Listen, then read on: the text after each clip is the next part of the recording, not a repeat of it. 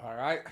What is up, everybody? Hope everyone's having a great middle of the week. It is Wednesday, Valentine's Day, February 14th, 2024. It is 6:07 p.m. right now here in Medellin, Colombia. It was a beautiful day, kind of a hot day. I did just come back from the gym. That's why I'm a little bit late, but had to get ready, had to get nice and beautiful for you because I am going to go on a date with you tonight. We're going to talk about dating in Medellin, Colombia. I'm going to go over my experience over the last 14 years of dating here. For the 14 years that I've lived here, I've pretty much been single. I would say like 90% of the time. I've had girlfriends. I was a perpetual single guy. Now I have a girlfriend and she's pregnant. But before I was always single, and I always let women know that I wasn't going to, that I didn't want like a real serious relationship. So I had friends, stuff like that. I liked to date. I liked to meet new people all of the time, and I figured out what my in was, and I'm gonna share that with you. How I met people here and how I still meet people here. Maybe not for dating, but for networking. And if I were a single guy, what I would do. So we're gonna go over all of that, and of course go over my experience, the ups and downs, the funny parts, the great parts, the not so great parts. Um, Granted, I'm not going to be talking. A lot of people, I don't do a lot of dating videos on YouTube because there are other channels that already talk about the women niche in Medellin. Although it's a big one, a lot of people click on that. A lot of people view that. I don't want that to be my niche, my target audience. I believe is a little bit more sophisticated than just that. I'm sure some of you guys still watch that, which is completely fine. But the target audience that I'm looking for is people that are wanting to come live in Medellin and make a great life here, whether it's part-time or full-time. Dating could be part of it for some of them. So that's why this time around for Valentine's Day, I want to talk about my dating life. So how about that? Let's say hi to some people. Actually, let me just double check my Facebook. Make sure that I'm live on Facebook. I am live on Facebook. Saludos a los de Facebook, los que están Facebookeando. What's up, 69 Way Better? What's up, Jules? How's it going? Dondini, what's up, Dondini? Perfect for Valentine's Day. Let's go. Yeah, so what are you guys doing for Valentine's Day? For a lot of Valentine's Day, I didn't do shit because Colombians don't celebrate Valentine's Day. At least they used to not celebrate it. But now, more and more every year, people are celebrating. It's definitely an acquired, it's an acquired, what do you call it? An acquired holiday, I think, because since there are more foreigners and also social media plays a big influence on it. So social media, also foreign culture coming in here and imposing itself a little bit definitely pushes people to do more of this. These type of holidays that you never, for example, like St. Patrick's Day, you don't hear really. There's like other American stuff like April Fool's Day is not celebrated here on that day. There is a Fool's Day, but it's not April 1st. There's a bunch of different holidays, St. Valentine's Day being one of them, the 14th of February. But over the years, slowly, I've seen it grow and grow. And I think it's a good holiday to obviously celebrate because it's a holiday to celebrate love, right? And then the thing that Colombians celebrate the most is Love and Friendship Day, which is in September. I believe it's the 20th of September. And Love and Friendship Day is different to Valentine's Day because it has nothing to do with the Catholic Church. Saint Valentine is from the Catholic Church, but rather just it was a made up holiday by the Colombian government. I believe back in the 60s. I remember I did a blog post about it, and it still lives on my MedellinBuzz.com blog about Saint Valentine's Day in Colombia. It was a made up. It was a made up holiday because in September there are no holidays, so there's no days off. So they needed something to spur local commerce, to spurn, yeah, spurn or spur, I forget what it is. Anyway, to boost local commerce, so they made up Love and Friendship Day. So it's not Valentine's Day; it's called Love and Friendship Day. So that's in September, but it's a little different than Valentine's Day, because Valentine's Day, at least in the United States, it's mostly for couples, right? For someone that you love. You celebrate your love. It's not like you're, celebrating with your friends and family type thing. On the contrary, Love and Friendship Day in September is about love and friendship. It's about family, friends, and obviously significant others. Everybody gets gifts. If you work with colleagues, you might be doing like a version of Secret Santa, but it's Secret Friend, where it's the same thing that you do on Christmas when you do Secret Santa. Actually, in Colombia, they're not used to doing Secret Santa. There's only Secret Friend on. It's called Amigo Secreto on Love and Friendship Day. And if you, for example, work a regular job in Colombia in your office, you're probably playing Secret Friend, where you drew a name out of the hat, and that's the person that you have to get something on this day on September 20th. And if it's a guy, then you got to get him a gift. You could get him a beer, like a Heineken or something. So many times I got a Heineken, because it's an export here, right? Well, I guess in the U.S. it's an import. In the U.S. it's an import too, but it's kind of an expensive beer here. So it's a pretty good gift for Valentine's Day like that, to just Love and Friendship Day. So yeah, so there are very different customs, and here in Colombia, Valentine's Day is now getting more exposure, and there are more celebrations, meaning private celebrations within couples. Flower shops I saw were going crazy today. People selling stuff on the street, flowers on the street. The usual vendors that sold like T-shirts and stuff, they were selling flowers today on the street. My mango man, my aguacate man, my avocado guy on the corner also was selling flowers. So you can tell that people are buying into Valentine's Day, and I like it because I think it's great. I think, here's my opinion, and I don't care what anybody else thinks, but I think that if you live in Medellin and you're making dollars, first of all, or even if you're not making dollars, if you're part of the middle class of Medellin, meaning that you're making over $1,000 per month, or close to 1,000, it's not even over, it's about $800 to be in the middle class here. If you're making about $800 to $1,000 a month in Medellin and you're living in Medellin, you should be getting the people that you love or that you like your girlfriends, your wives, or whatever it is that you have, even your daughters, your maid, flowers, because they are so inexpensive. I come from living in California for 26 years, where a dozen roses was like $60. I think it's up to $80 now, because the last time I bought flowers was for my mom's birthday, and I ordered them and it came out to be about $80. So coming from a place where a dozen roses can cost anywhere from $60 to $80, here in Colombia, you know how much a dozen roses cost? If you go to the source, or I guess not the source, but as close to the source that you can, like Placita de las Flores in downtown, you could get a dozen roses for like $4. If you go to the guy on the corner, you might be splurging and paying $10.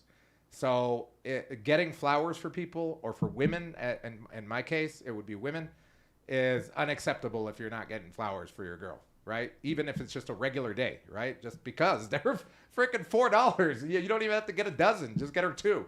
It's insane how people don't do that. Like, for example, if I do go to the bar tonight, on my way up, I will buy 8 roses and give them all to each waitress, because that's what I do every Love and Friendship Day and Valentine's Day at the bar that I like to go to, just because it'll cost me the equivalent of like $5 US, and why not? It's a great gesture. So yeah, anyway. Hey, Jules, thank you so much for the donation. Hope you're having a great Valentine's Day. All right, so we're going to be talking about my experience here in Medellin. I came to Medellin back in 2010.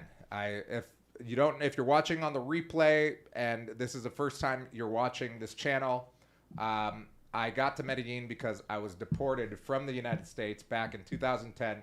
So I got here really with no money, and no connections, no friends, no family, because after 6 months of living at my cousin's, couch in Bogota, I went from there. I stayed 6 months there, and then I bussed it to Medellin. Again, knew nobody here.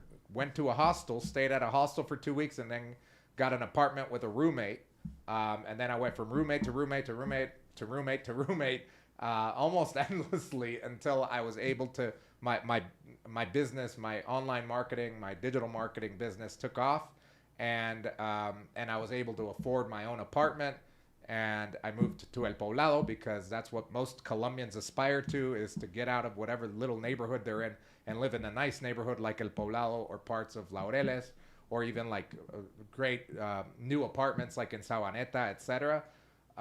So yeah, that was my journey. So when it came to dating, I had to date with no money really, or very little money. So I did a lot of creative things, and it was super fun. Let's see, anybody on the, hold on one sec. Let me open up the chat on, there it is, okay. Yeah, so my dating life, or my dating experience in Medellin, was a poor one. It was one that I didn't have a ton of money, so I had to come in and be creative while I worked on making bank, and still have, because I love women, right? I'm a heterosexual man, so obviously I like to go out with women, but I had to meet them in, I guess, the ways that Colombians meet women. So when I first got here, like I said, I stayed in a hostel, and we would go out. Well, for those 2 weeks that I was in the hostel had some events where you would go like salsa dancing and stuff. But the amount of women that go to those, or that went to those back then, like local women, there were some backpacker girls from Europe, from Australia, not from the United States, very little from the United States. It was mostly Europe and Australia that would be backpackers back in 2010 to about 2015, 16, until there was more women travelers from the U.S. Up until like 2016 or so, you started seeing them, maybe even a little later. But I wasn't into those. I was more into trying to meet local girls.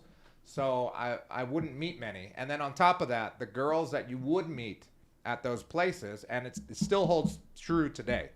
So if you're staying like at a hostel, or you go to events where a lot of foreigners go, and there are Colombian girls there, for example, like salsa lessons, like for example, dance free, for example, pub crawls, and like there's Colombian girls that are helping run the pub crawls.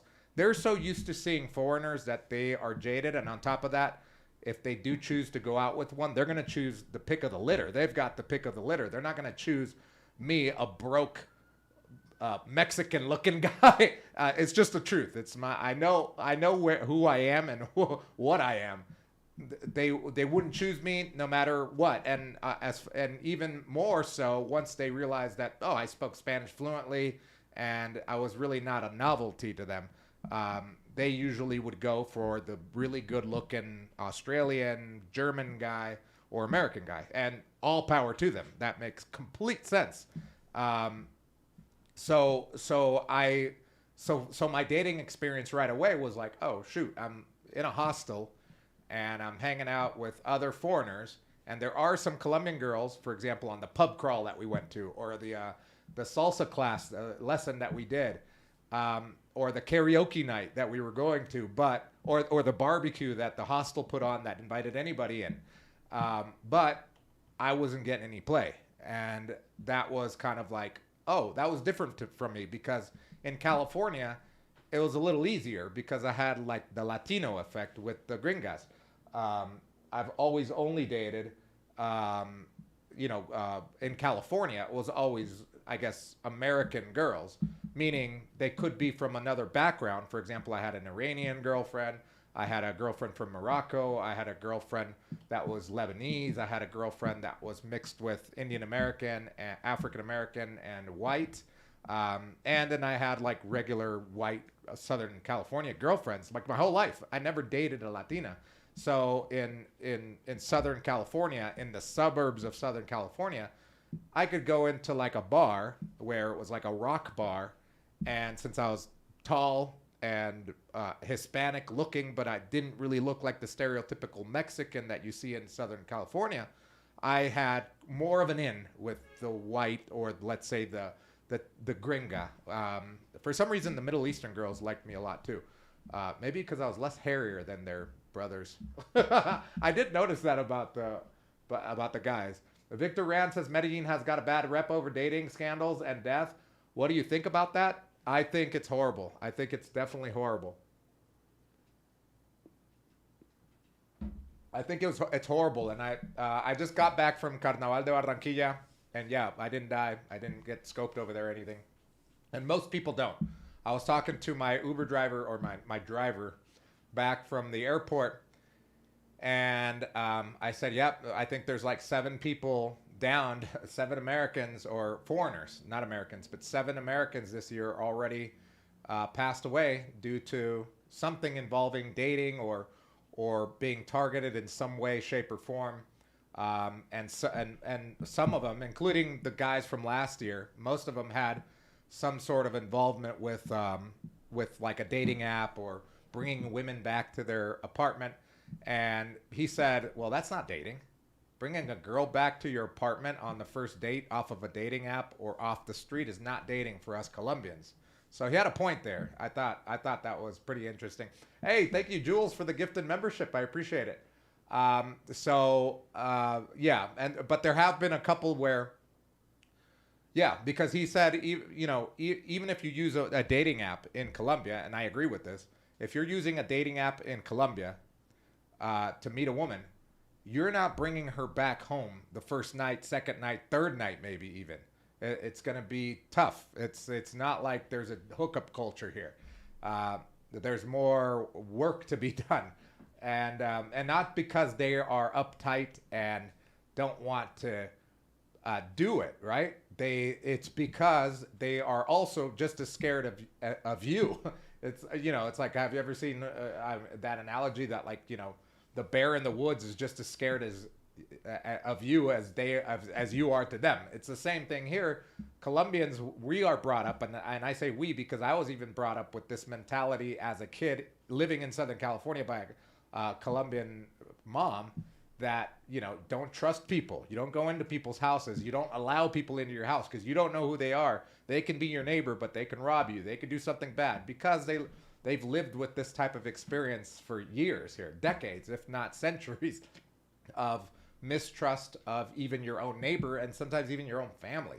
So bringing someone over pretty quickly upon meeting them is a no-no. So that's why he said, well, that's not dating. That's just, trying to, he said, that's not dating. That's just giving papaya. And I'm like, isn't that victim blaming? He's like, yeah, you can't, he said, yeah, I can't blame the victim for being the victim. But if you know what we know Colombians know since birth, if that happens to a Colombian, that's giving papaya to the max, because no Colombian will do that.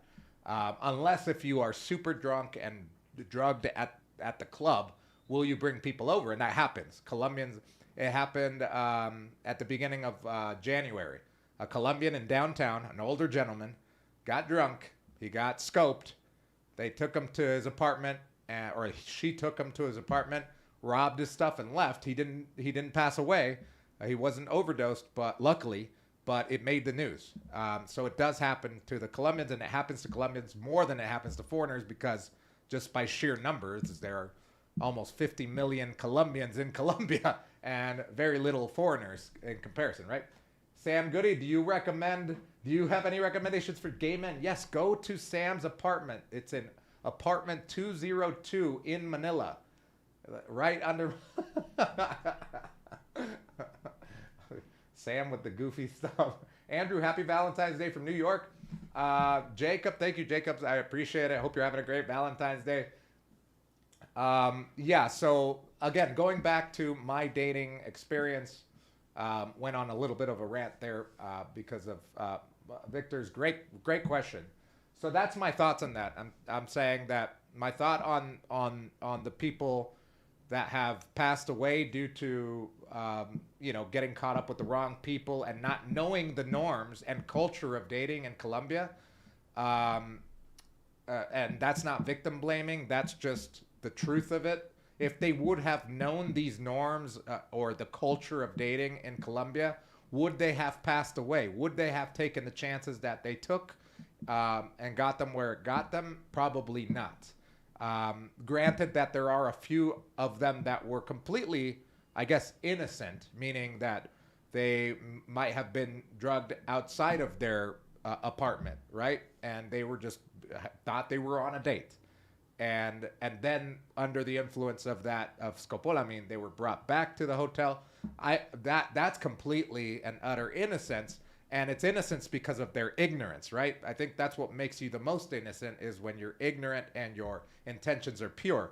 Because again, if they knew the culture well enough, if they knew how to spot a hood girl, for example, if I take any of you that live in the United States to Los Angeles, and we're swiping on Tinder, and some girl from South Central LA lands you, and she's like, and she starts talking to you with South Central, like with cholo slang, and she tells you, let's go back to my apartment. You probably wouldn't do that, because you know you're savvy enough within your culture to not accept that date, even if she was great looking and she had pictures and thongs, but maybe she had gang tattoos, right?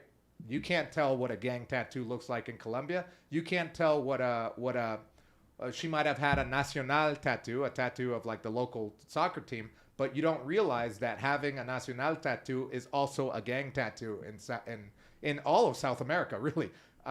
So just little things like that could have maybe saved someone's life if they had known it, right? So that's just my opinion, and it's based on the 14 years of living here. So having been here since 2010, I got here, and when I got here, I got to a hostel, and we went to like the hostel things like salsa, dancing, karaoke, etc., little tours of within the city. All those things that you do nowadays, it was like smaller back in 2010, and now obviously you could do a ton of things and even meet more locals if you do it. But for me back then, it was really hard for me. For one, I didn't have a ton of money. I didn't have any money really to do all of these things, like paid salsa lessons or a paid tour or a coffee tour or whatever. So I was like, I can't do this. So the best thing that I did to increase my social life here and my dating life was I got a job. I was an independent contractor, and I was a teacher as a foreign language, English teacher, teaching English as a foreign language in downtown Medellin. And I did that for about 5 years. And that shot up my social circle, my social life, and my dating life, believe it or not, 100-fold. It was insane, actually. So that was the first thing, or I guess my first tip is to get involved in things here that require you to be around a lot of locals. And apart from getting a job, because a lot of you probably would not want to come down here and work for the $4 an hour that I was working for, just to make friends. I mean, you might, but it's not ideal. Apart from getting a job here, there are a ton of things that you can do where you can be surrounded by a ton of locals. And number one is to my favorite is to volunteer, going to volunteer groups and making friends with all the locals and having a purpose, right? Having a purpose for that.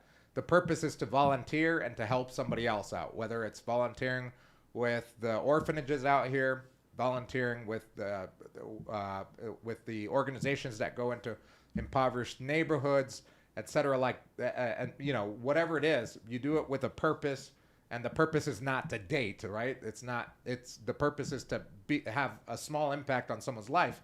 But if you do share that purpose truly, you're going to be surrounded by other people that truly share that purpose, and that is way more attractive than whatever it is that you look like, because you can be an attractive person but have a horrible personality and you're not attractive anymore. I mean, it happens to me all the time. There's so many attractive girls here, but they just don't have the right personality for me. So I don't find them attractive anymore.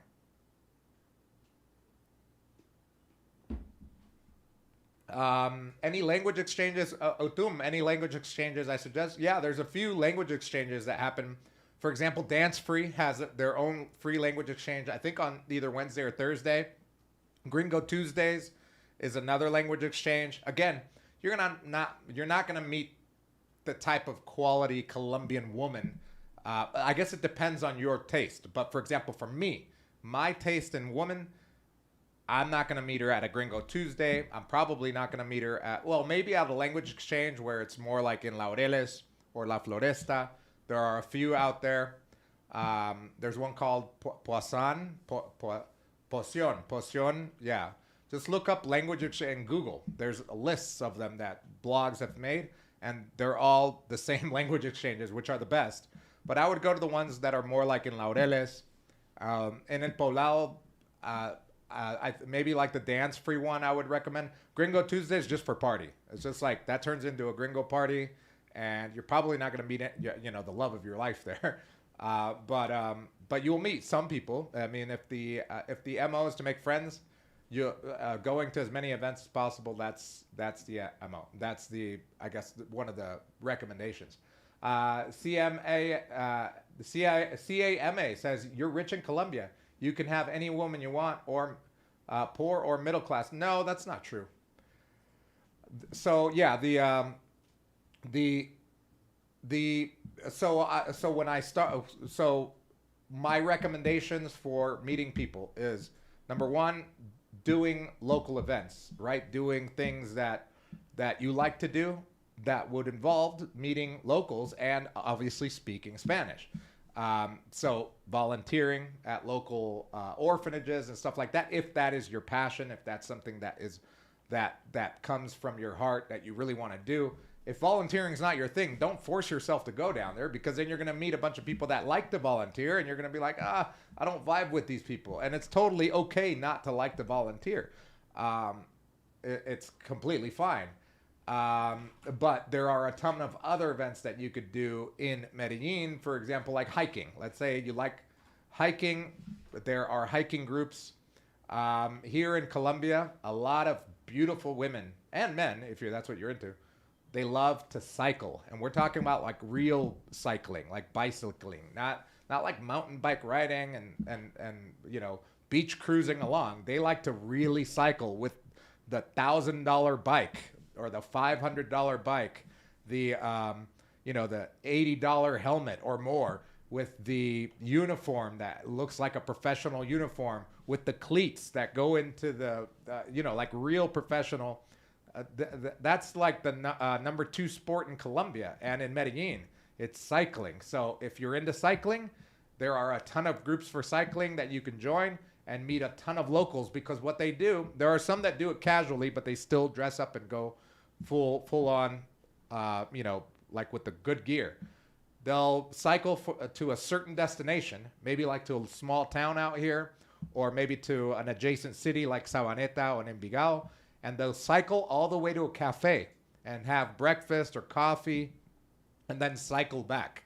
They do that on Sundays. They do that during the week. I see it happen all of the time. So if you're into cycling, guess what? Medellin is the absolute best place to do it in, as a social thing, right? Alejandro Harriman, what's up? Cerro de las Tres Cruces. Yeah, there's hiking groups. I mean, if you go up there by yourself, it's going to be really hard to make friends with the people that are hiking up there. But the best thing to do is to go with groups that have been doing it for a while. Kasim says, "How are you? You're looking slimmer and healthier." Kasim, thank you. Yeah, I've lost I lost a kilo in Carnaval. So the best way to lose weight is be a vegan and go to the coast, because all you're gonna be eating. And I don't eat heavy carbs. Like I don't eat like processed carbs. So I eat very little rice. This time around, I had to eat rice for breakfast. That was my breakfast, was rice and fruit. And then during the day, I would eat potatoes, which is more of a complex carb, and vegetables like fried, because they would sell the skewers at the carnival. That's like what every stall was selling. And I would just be like, make me a vegetarian one. And they're like, what's that? I was like, we've got chicken. I was like, well, no. I would just say potatoes and all the vegetables grilled. Boom. And that was like my lunch for like 3 days straight. And then on top of that, it's so hot that you're burning calories all the time. And obviously, you're standing and dancing, so you're moving the whole time. And on top of that, since it's so hot, you're drinking water and electrolytes the whole day and Aguila Light, which is like water. So you're peeing out a bunch of calories. It's crazy. Alejandro says dating safety is a topic that needs careful consideration and varies from person to person. Important to stay informed about common scams and dangers. You can't find all of that in Google. Yeah, true. Exactly. And I think, yeah, we're going to get to that right now. Very great point, Alejandro. This city is full of life, diversity, and wonderful people. My personal experiences here have been overwhelmingly positive. People are friendly, welcoming, and many look out for me constantly. Alejandro says, beyond dating, I've found a city where people value fitness, community. Absolutely love Medellin. Yeah, it looks like you're Medellining the right way.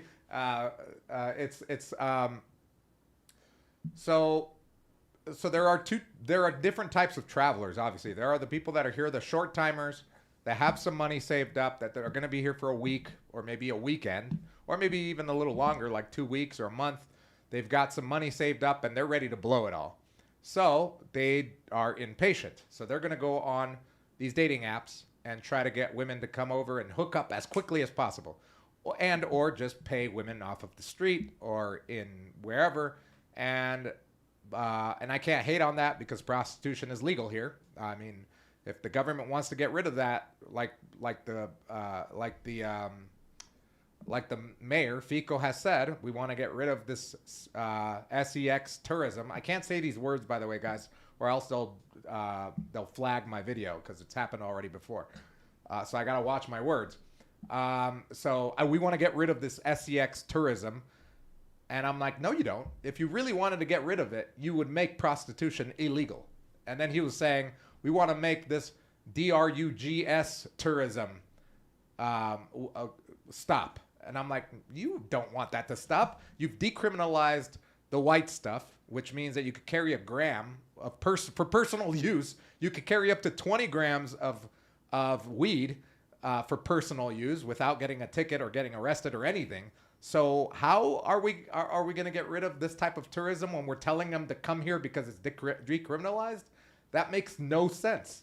The real answer would be, all right, we're getting rid of both of this type of tourism. From now on, anybody doing this stuff will go to jail if you are selling yourself, and if you're buying someone and you're caught doing it, you're going to get fined or going to jail.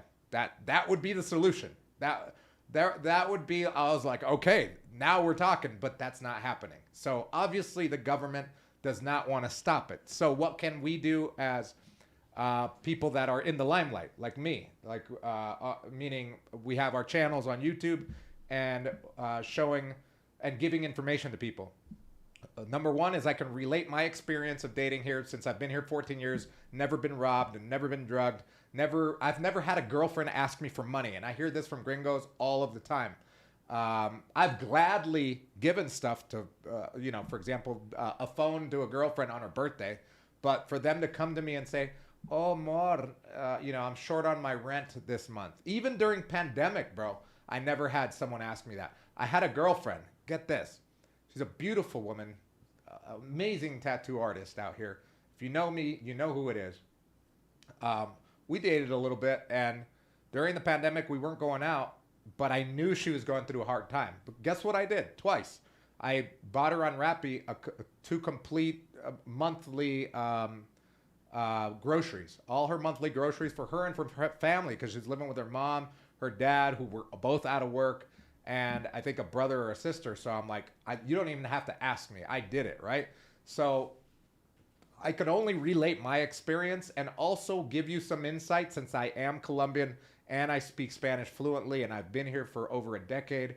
I can give you insights on Colombian culture because it varies and it differs from dating cultures from wherever you're from, especially if you're from the United States or the UK. I know the difference between those cultures because I lived in the United States for 26 years and I know what the dating culture is like there.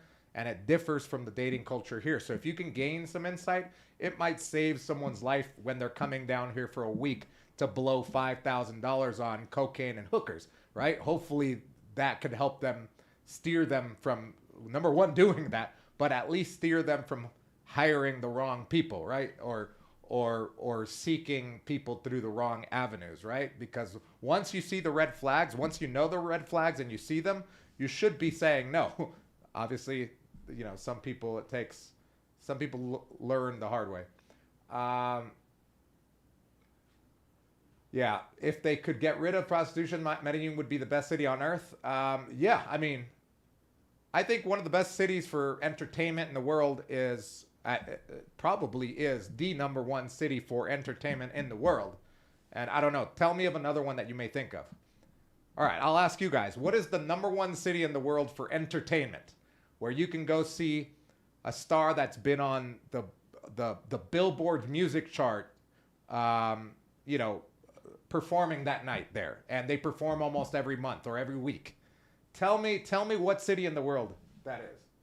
Thank you. Sam Goody says Las Vegas. Guess what? Prostitution is legal in Las Vegas, and it's one of the only places in the United States where you can actually drink and walk around with a drink in your hand, right? Las Vegas reminds me of Medellin and Colombia as a whole. So imagine if Vegas can do it, Medellin can do it too. I'm saying that if they're not going to get rid of it, then at least work with it and make it safe and make it profitable for the country, for the people, so that we can get better education, get better nutrition to the people that need it, because we still have a malnutrition problem in Medellin. Imagine, there are malnourished kids in Medellin and in the valley and the surrounding areas, especially the surrounding areas in the smaller, poorer towns and the farmers out there. There's still that problem. So imagine if we can make that work for us, because that's what's drawing tourism, but make it even more safe and more entertaining, right? Have concerts, have people here that are in hotels performing every week, you know, that were big names back in their heyday, right? Things like that can work, and I believe that Medellin will head in that direction if they quell this safety or this crime thing that we have right now going, this crime wave that we're experiencing.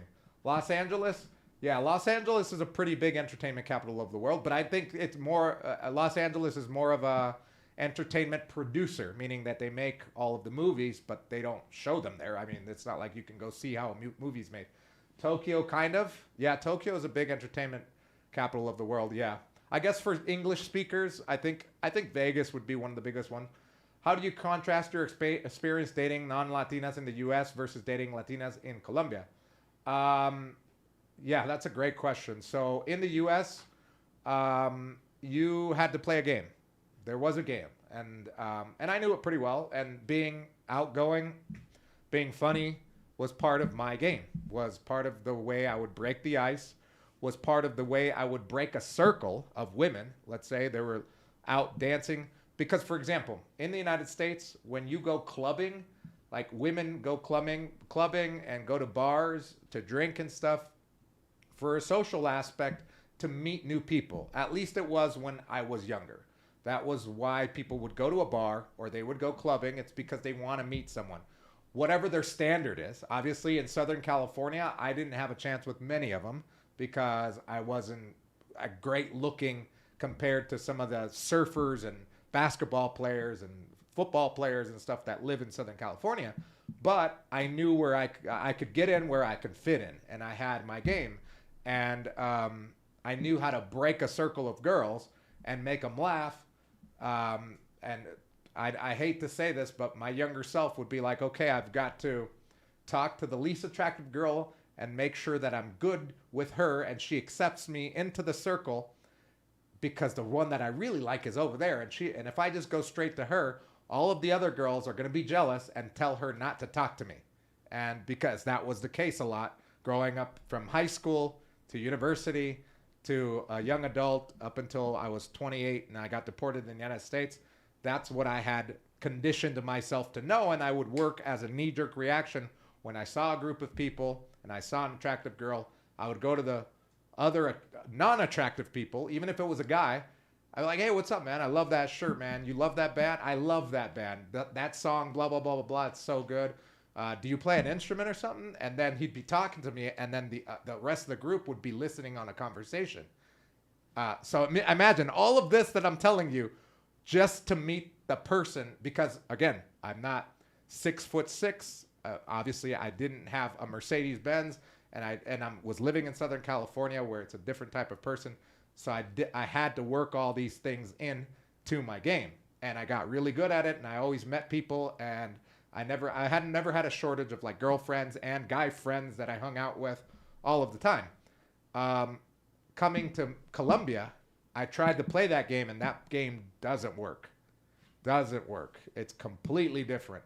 It's absolutely different. You see a group of people, guys, girls, because a lot of people go out together. And when they go out together, they go out in groups to spend time with their friends. They're not going out to meet new people and bring new people into their group. They're really cliquey out here. So when I brought that mentality over here, and I'm like, okay, I got to look at for the guy or the least attractive girl so that I can break in. I would talk to the least attractive girl, and then she would fall in love and want to hang out with me the whole time. That was like, and then I couldn't jump over. What I learned here is that you go straight for the jugular. You go right to the person that you like, and you're like, hey, you want to dance? And then you start making them laugh, start conversation. You pull them away from the group, and you get their number, and then go on to the next. That was when I was single. I would meet so many people that way, especially dancing salsa in the local salsa clubs like Son Havana, El Tibiri, in downtown El Eslabón Prendido, and now the one by the Aguacatala, El Social Club.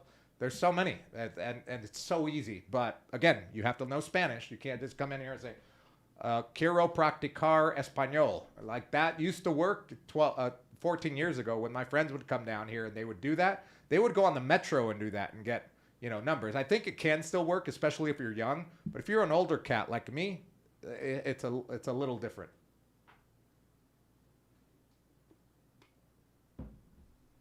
Nelson, you're in South Bay and you're using the same techniques. Yes, my technique's still alive.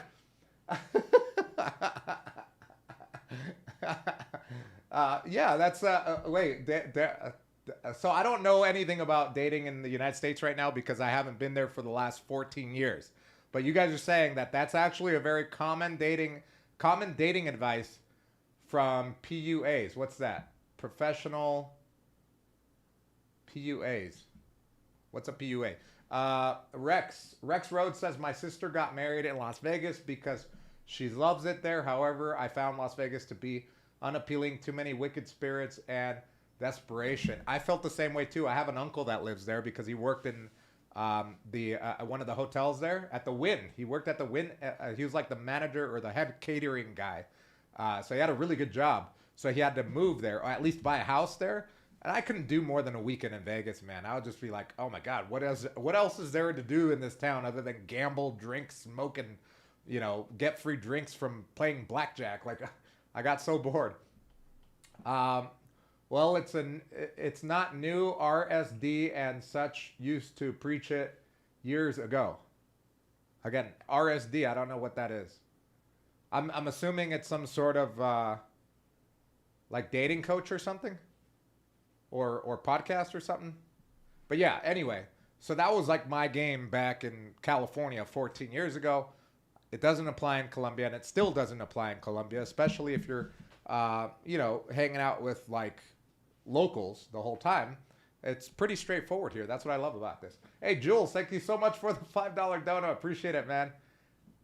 Have them looked for women in Pasto? I looked for women in Pasto? I haven't been to Pasto yet, man. I'm still waiting to go to El Carnaval de Blanco y Negro, right? That's their big carnival, or Festival de Blancos y Negros, or something like that. What's up, Phil? How you doing? Hope you're having a great Valentine's Day. Often cringed up with those coaches, but yeah, yeah. Well, I know that dating coaches more than anything. Dating coaches are basically psychologists, people that study the social, social construct of dating and try to peel it like an onion. And And really, if you know anything about psychology, it's pretty easy to talk to people and make friends. But yeah, that makes sense. Rex is going to South Bay. Oh, you mean like South in Oakland? I think he might have meant like Florida, right? And like Miami, South Bay. Is that what it is?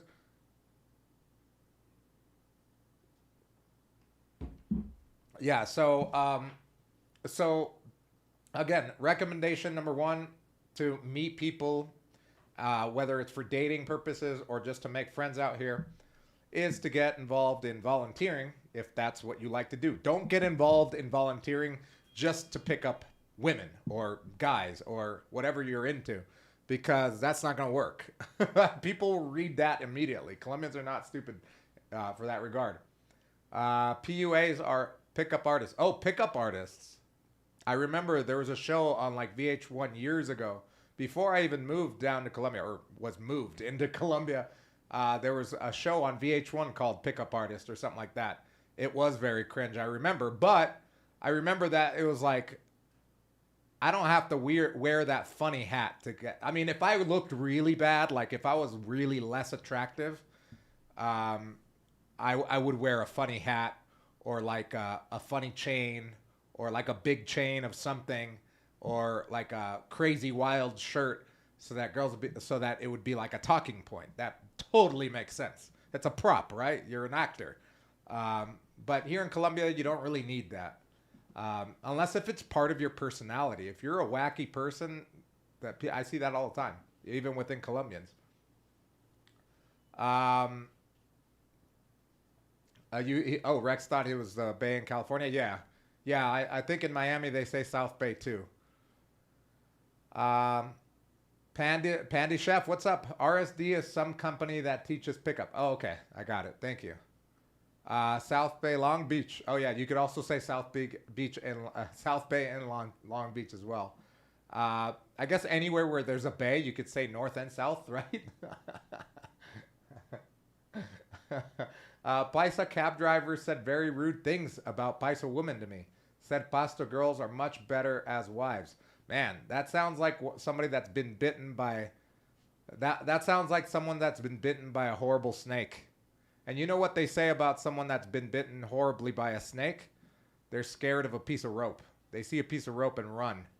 So it sounds like he was gotten pretty bad. And you'll meet that anywhere, man. I think you can go to Southern California and there'll be guys that say, oh, the Southern California women, they're only after your money. They're gold diggers. I never had that experience in Southern California. I was never rich. I don't know. I don't know what people were talking about there.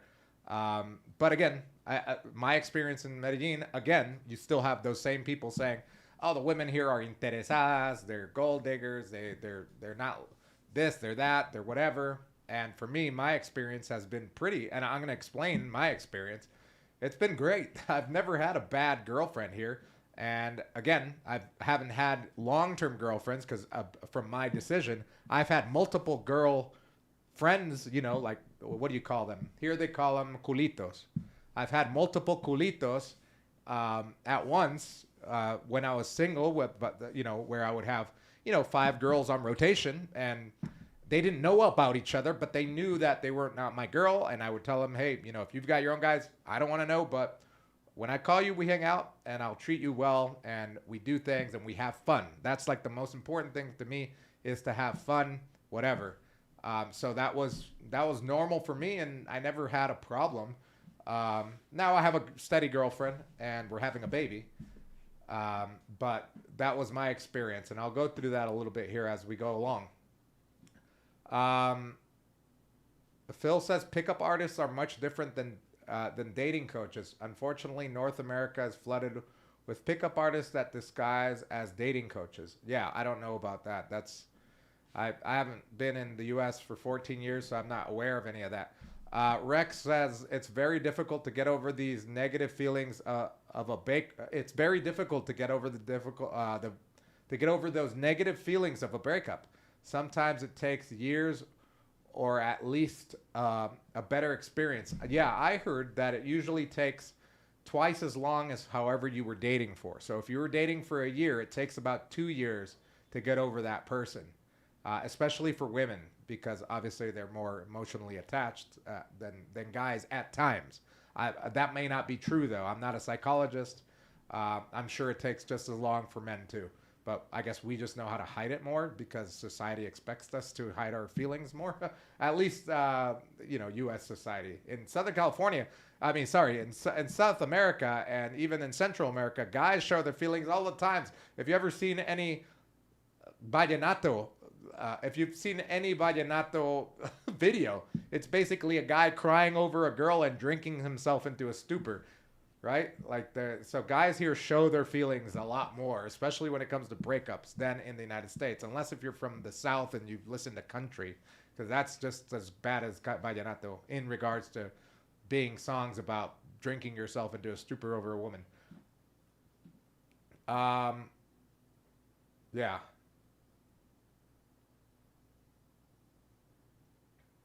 Did I miss anything here? Just trying to go through all of your comments, make sure I don't miss anything important here. Rex says, Andrew strikes me as a naturally charming. Thank you. I'm not naturally charming. So I don't see you as someone who needs a gimmick to chat with people. Yeah, so it's not natural because I'm naturally an introvert. But I've coached myself and worked myself into being outgoing. So without alcohol, mind you. So I'm naturally introverted, but I've coached myself into loving myself and accepting myself and enjoying the company of other people and enjoying the journey of making new friends and seeing the value that someone or anyone brings into my life. That you're not born with that. I was not born. I don't even know. I don't know if it's nurture versus nature. Maybe it was my nature. Maybe I was nurtured into being an introvert. Obviously, going to the United States illegally, being labeled a beaner and a Mexican from a very young age until adulthood, and always knowing on the back of my mind that if I screw up, I'm going to be kicked out of this country that doesn't want me here.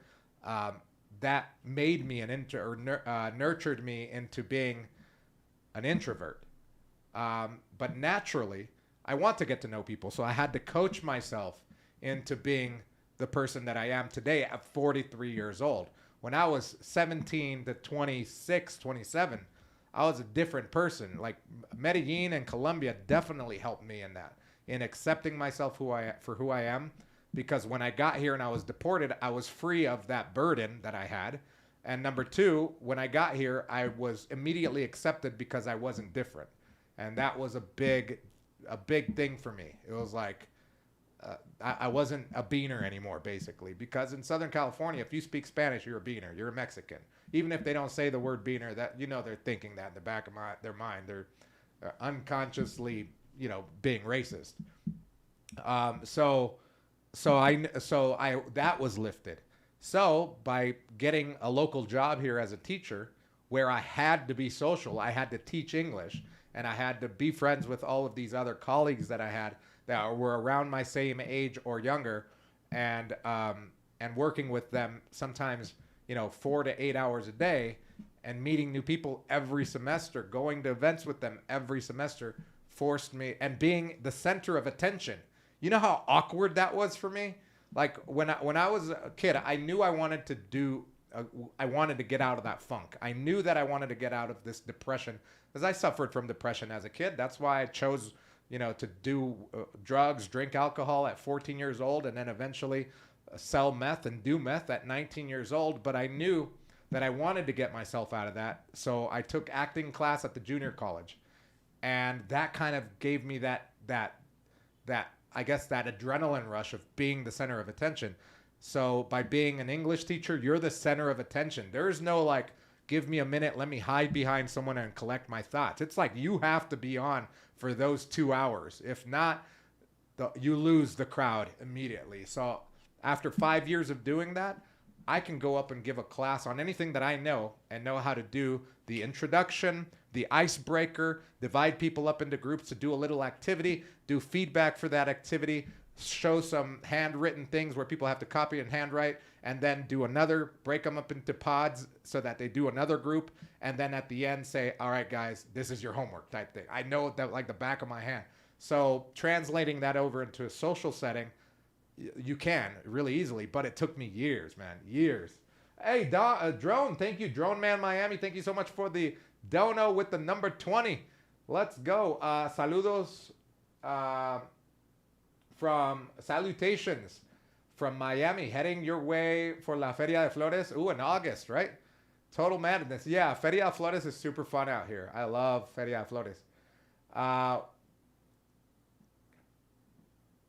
Where I am from, Mexican is a catch-all for Hispanics. Yeah, exactly.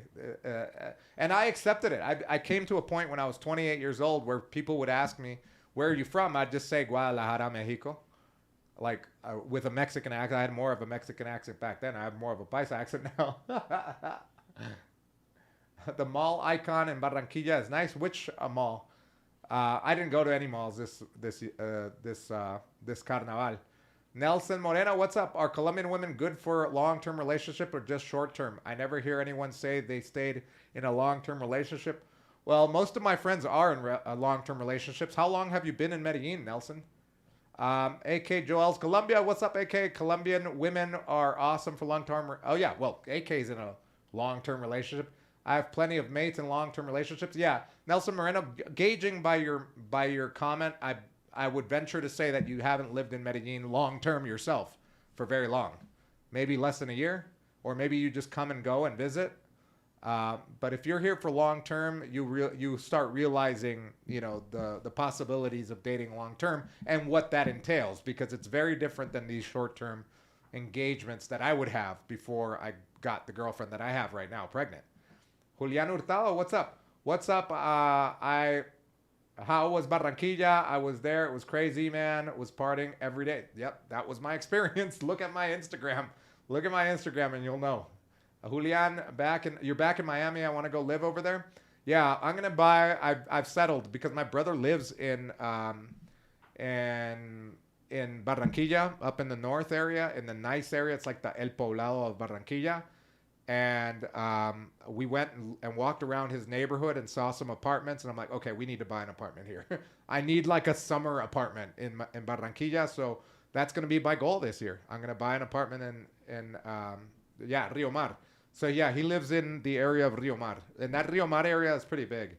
There's like other little adjacent things that are awesome, man. I was actually taken aback at how beautiful that area of Barranquilla is.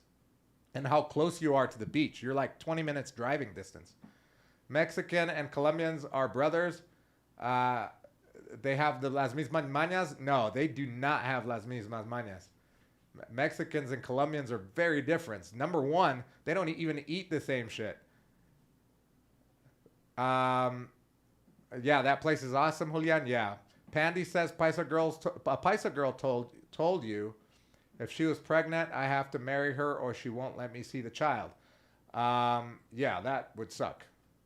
Don't get anybody pregnant. I'm making mine sign a prenup. I mean, and we're not even getting married, but still need a prenup. I mean, come on. I come and go, but I'm planning to stay longer, meet a quality Paisa woman. Yeah, stay here long enough and you'll learn. You'll learn whether it's for you or not. Because again, the Paisa culture is very different than North American culture. The Paisa culture is still very conservative, very traditional, and very different than that of North American culture. And it might not be for you long term. You're talking about a woman wanting to be with you long term. A woman might not, or you wanting to be with a woman long term. You're talking about you wanting to be with a woman long term, or if she's suitable to be long term with you. You've got to turn that thinking around and be like, are you suitable for a Paisa woman long term? Like, will Paisa women want to be with you long term? That's the real question. And then based on your personality and what you like to do, you'll realize there's some compatibility issues here. And I have a lot of compatibility issues with Paisa women. That's why I've never had a long-term girlfriend, including with the girl that I just got pregnant. She's my girlfriend. I'm going to be here with her for life. Whether we're going to be married and together for life, that's a whole other story. But I have compatibility issues with paisas because, number one, I'm super active. I don't like to take days off. I don't like to be lazy and tirar locha, hacer pereza. You know that they have like 5 different words for the word lazy in Spanish, or to do nothing in Spanish. I don't like to estar parchado. I don't like to tirar locha. I don't like to hacer pereza. I don't like to just sit and watch Netflix. I don't do that. I can't do that. It's impossible for me to do that. And again, Medellin people that are brought up in Medellin, again, this is a very still small town type of mentality that a lot of people have in these neighborhoods and in these barrios, that a lot of the times that's what they like to do on weekends.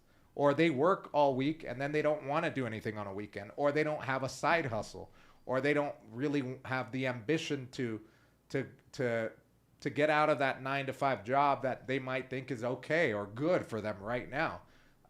So I've had a lot of compatibility issues where I see like, yeah, I can't be with this person forever, man. They don't motivate me. Why do I have to be? For me, it has to be, there has to be reciprocity when it comes to motivating and challenging each other. Like if I'm the person that's like saying, hey, let's go do this, or what if you came up with this idea to do this, or hey, I'll support you in this if you're gonna do it, right? Like I'm that type of person.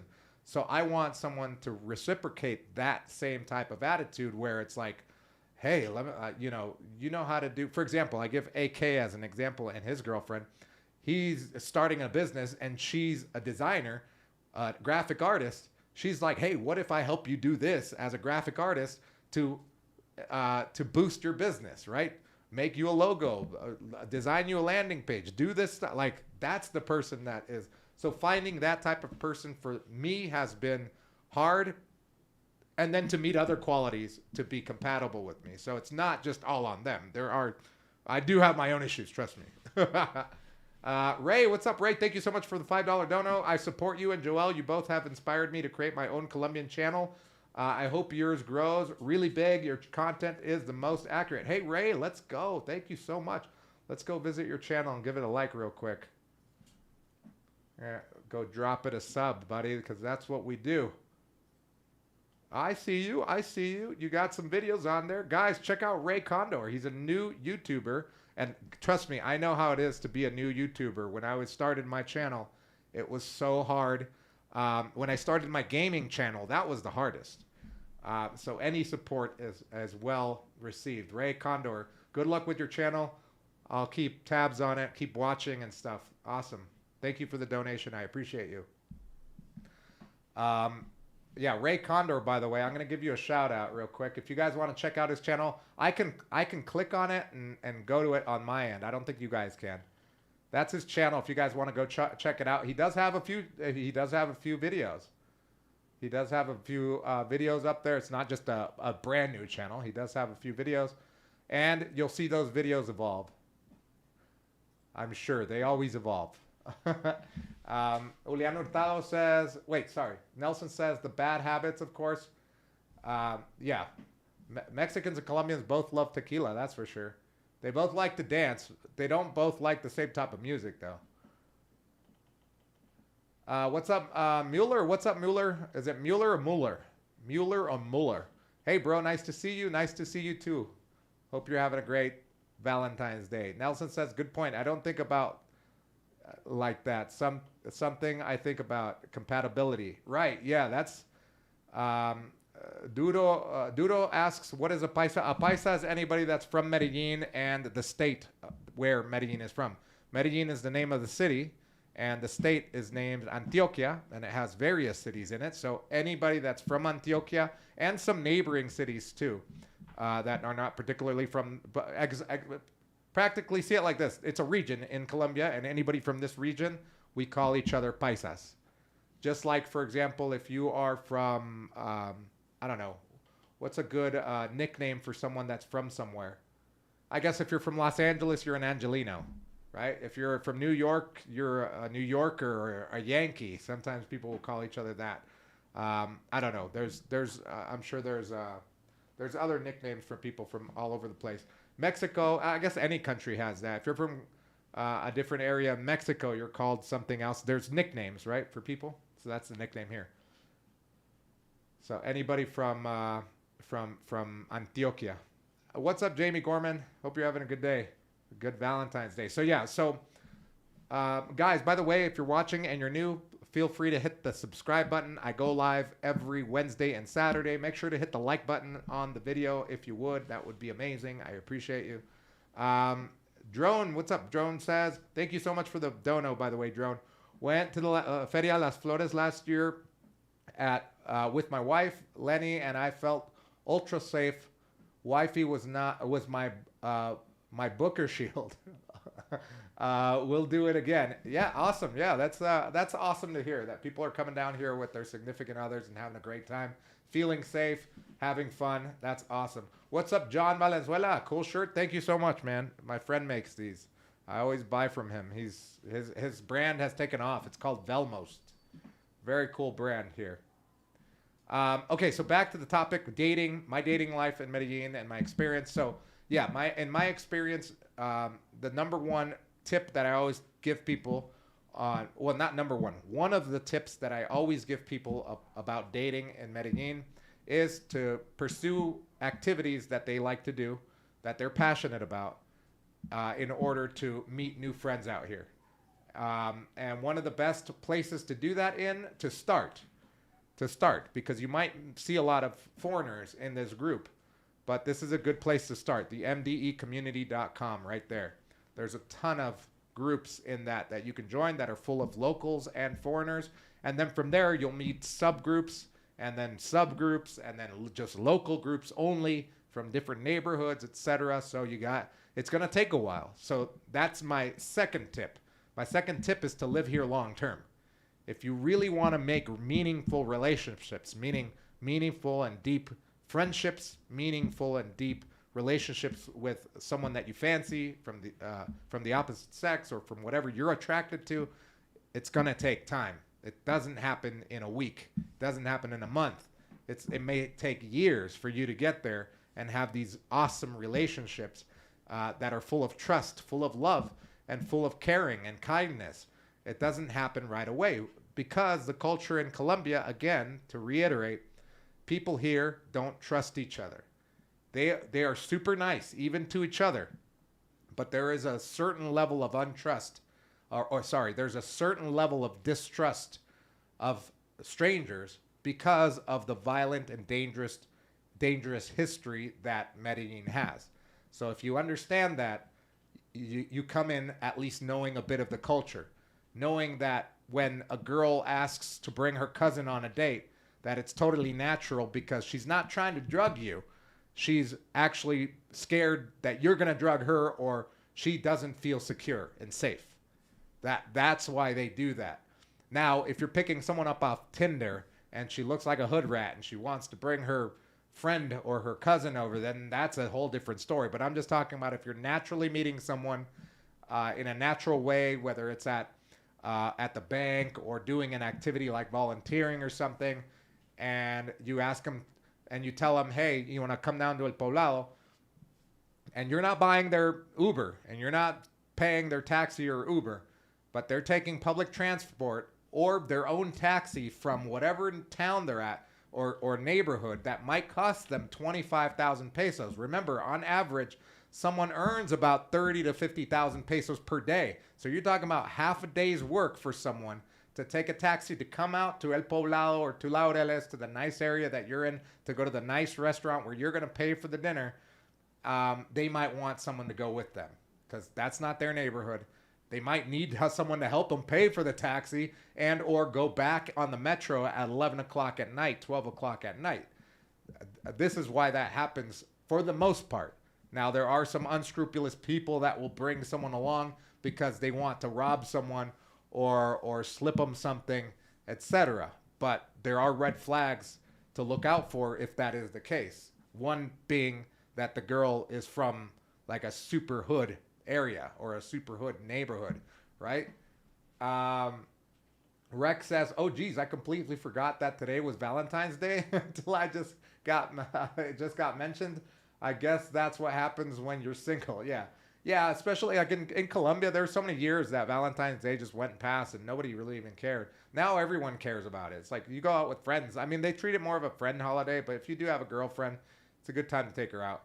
Did you change the day of your lives? No, I did not. We're doing them Wednesdays and Saturdays. I couldn't go live last Saturday because I was at Carnival and I had a logistical problem. I had all of the intentions in the world to go out live on Saturday, but we got caught in mega traffic on coming home from the parade, and it was better for me not to even come to my place, to my hotel. We went to my brother. Yeah, it was just not. It was not. The logistics didn't work out, and it sucked. But either way, I survived. It was Carnival. Christopher says. Oh, sorry, that was Christopher. Casey says. Wait, is it Casey? Oh, Seize the Way. Sorry, Seize the Way says in Sabaneta, now celebrating Valentine's Day with my wife in Octava Maravilla restaurant. Nice. Congratulations. Happy Valentine's Day to you and your wife. Duro says, I want to buy a new house for around $150,000 to $200,000. Where would you buy in Colombia or Medellin?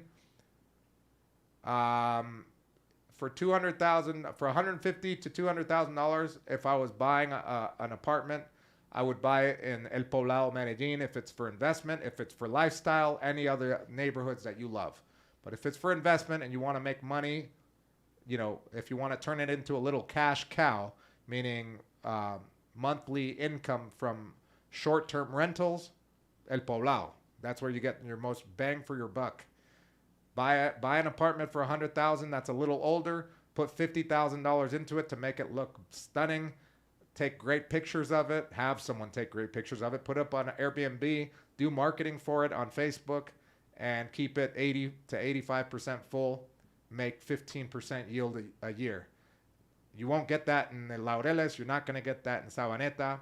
Those places to live, if you're going to buy an apartment and rent them out there, it's mostly for lifestyle. It's because that neighborhood is awesome. You love it. And when you're not there, you're going to rent it out just to make some money, but you're not making it a business. That's completely fine. But you're not going to make that type of money in those areas, because just the fact of the matter is that most tourists that are short term, they come to stay in El Poblado because that's where everything's happening for them. And now out of Colombia, like I just said, lifestyle. I want to buy an apartment in Barranquilla. I was just at Barranquilla for Carnaval. My motive this year, or my goal this year, is to buy an apartment in Altamar, or in the neighboring little neighborhoods in Altamar, and have a summer home or a beach home or a beach apartment over there. That's my goal for this year. But again, that's a lifestyle play, because I know that I'm not going to make a ton of money on Airbnb there because tourism isn't there yet. Maybe one day it will be, but I will bank on some appreciation on my Colombian pesos, which is great, over 10, 20 years or whatever it is. Granted, I might just give it to somebody in my family. I don't really care about those type of things anymore. I just care about the security of my own family, my family's security, meaning my brother, my sister, now my kid, my girlfriend, and my parents. So I just care about lifestyle at this point. But the apartments that I bought in Medellin are all for investment, and that's what I care about, and that's what I work on to keep those full. So I hope that answers your question. There's a lot to learn. You have to be here first. Christopher Garcia, okay, Wednesdays are better for me. Let's go.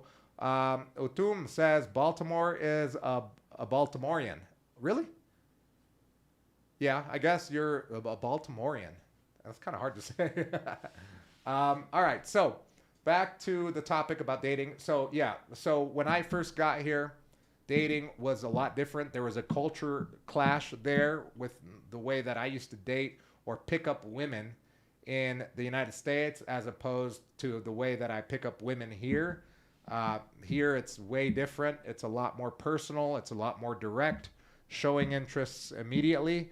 Even if the girl is not into you, you still show the interest. You still buy her a drink.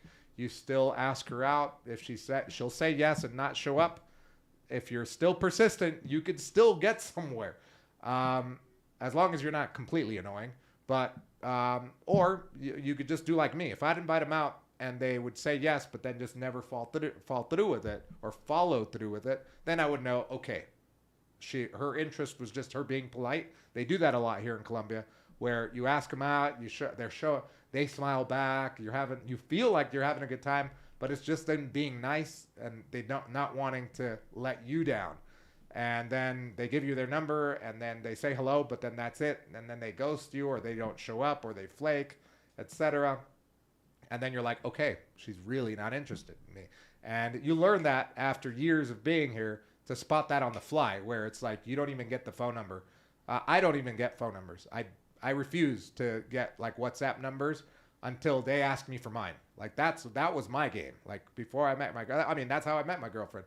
I knew she was a good type of girl to date because she was the waitress at my favorite bar, number one. So she knows how to make drinks. No, number two, and that wasn't the reason. I thought she was really pretty and attractive. The more I talked to her, I realized that she spoke some English. And I'm like, okay, that's a point right there. That's a big point. Number two is that not only was she working like these 8-hour terrible shifts where they're more than 8 hours at times, where they start at 8 p.m. and finish at 4 a.m. You know, they would close the bar at 4 a.m. So they're getting home like at 5 in the morning. And then the next day she would be nursing. So I was like, okay, that's a really good type of girl to know and to get to know, because she has a passion and she has a purpose. Her purpose is to help people. Her purpose is to be a nurse, not just to work at the bar, not knocking on people that work at a bar, but she had this other purpose and this other life that seemed interesting to me. So that's why I kept asking her out. It took me about 10 tries, like literally 10 tries of asking her to go out with me. She would say no. And she'd always say, I don't have any time, you know, and she didn't. She's a nurse and she was working at the bar. She's like 0 time. I'm like, oh, all right, what's your one day off? And then finally she had that one day off and we went out and we hit it off. And we knew before, we talked about this, before we even went out, we knew we would hit it off just because at the bar we had great interactions. And total respect from me. I beat up a thief there. That's another story. If you meet me at the bar, if you come to one of my meetups, by the way, if you join the Medellin Dream Academy, which is right here, let me show you real quick. You may learn about the, I gotta change my screen. Sorry, you guys are seeing my, here. Okay, so this is MDE community. So if you go to the Medellin Dream Academy, if you don't know what it is, you go to the link is in the description below to the Medellin Dream Academy. It's a free community for you to join, where we talk about everything moving to Medellin and living in Medellin. It's a free thing. You can join it for free. We do one live Zoom call a month. This month, we already did this month's. Next month, we're gonna do the next one on March 5th is gonna be our next live call. So if you're part of the community, you get onto the Zoom call, and we could talk to each other live, and you can ask me poignant questions about living here. We also talk about working online and how to make money online, because I have a few businesses online, etc. So supporting each other on your move down here or just your journey down here. That's why we call it the Medellin Dream, because not everybody's living here yet. They have the dream of living here either part-time or full-time. So make sure to join that. The link is in the description below. And you might hear my beating up a thief story at some point. Some of you might already know it, that know me from the bar.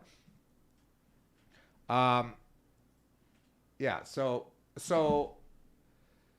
yeah, that was my experience with, you know, that's a normal experience for the type of girl that I go after in Medellin. I like to go after the women that have passions, that have things going on in their life, that don't have that much time to go out. First of all, because they are doing other things. The girls that have a lot of time and only want to go out with you, those are the girls that I'm really not interested in, because when I'm working here literally every single day, I've had this experience and it's horrible. When I was younger and I was starting my businesses and I was working online, I would, you know, hang out with a girl, you know, that I'd meet through a language exchange or through a friend or through a colleague, and she'd be over at my apartment, for the weekend, and literally she'd just be laying on the couch or on the bed all day watching YouTube, looking at things on Facebook, Instagram, while I'm sitting on my computer working and doing stuff. They're doing absolutely nothing.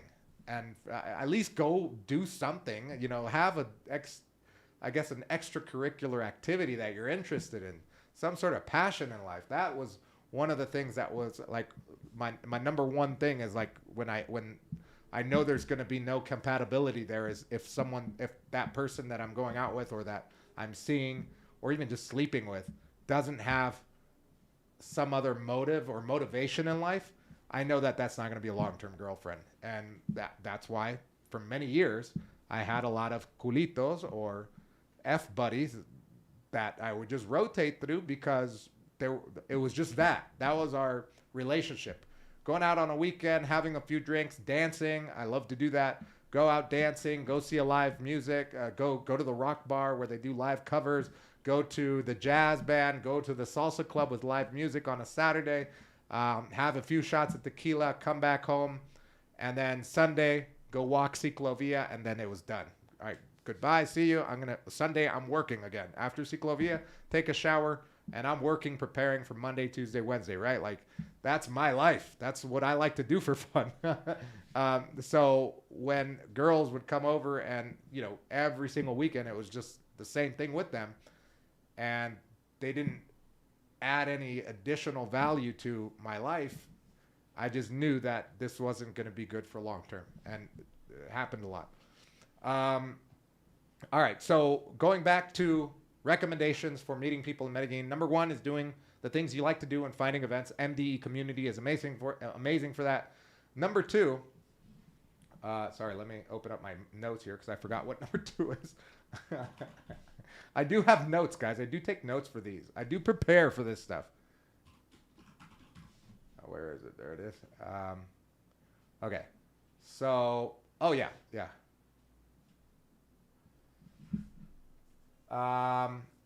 So, I guess keeping on the topic of, so my experience where I've met some of the craziest and funnest people, and people that actually do have purposes in life and stuff in some of these communities that you'll find on Facebook and WhatsApp is through my own interests. And what am I interested in? I'm interested in live events. I just told you, I love live music, but not just the reggaeton live. I love like jazz. There's jazz bands here that play live.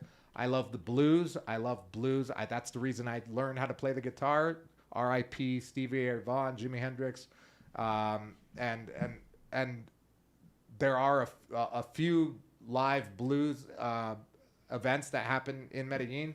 I love rock and roll. There's a rock bar here, and that attracts a certain type of woman. That's a way different woman than the regular paisa, because the regular stereotypical, I guess, and don't want to stereotype people, but let's say the stereotypical paisa doesn't listen to rock, right? That's a different type of person that you're attracting. The person that listens to rock in English, and that's like one of their favorite type of music or their favorite type of music, probably speaks English as well. If she just listens to reggaeton, salsa, vallenato, merengue, then they don't know any English. They don't have to listen to that music. But if they're like the girls that I've dated that listen to rock music, they all speak English because they need to understand the music, right? So that's what I liked, and that's where I've met some of the great, man, if I were single today, yeah, it's just nuts. I go to the rock bar by myself on Fridays. Like, I'll go Fridays and watch. Or lately, I've been seeing some of you at the bar, and you've met me there, or just by chance, I meet someone like, hey, you're on the YouTube guy or whatever. And I'm like, yeah. And then it's a Friday night. I drink a couple of drinks, and I'm like, what are you doing right now? And they're like, nothing. I'm like, you want to go see live rock covers right now? It's like 30 feet away. And they'd be like, yeah. And then we go down there and we have a ball. Lately, it hasn't been as crowded, but when it gets crowded, it gets really fun and rowdy in there. And it's not like moshing or dangerous or anything like that. It's just live. Like the Colombian rock scene is way different than the U.S. rock scene too. Andrew, do you like the tall or short ladies and long hair or short hair? I love them all, man. Yeah, in Spanish, in Colombia, there's a saying, soy todo terreno. I'm all terrain, baby. I'm like a 4x4 running over everything. Now, I'm just kidding. I do have like my limits, or my, I guess my standards. Yeah, but when it comes to height, it doesn't really matter that much. No, because everyone's short to me here in Medellin anyway. And short hair, long hair, as long as they look good, baby, it's all to the GOEED good. So yeah, I don't have a personal preference. I just like pretty women and what I consider pretty women.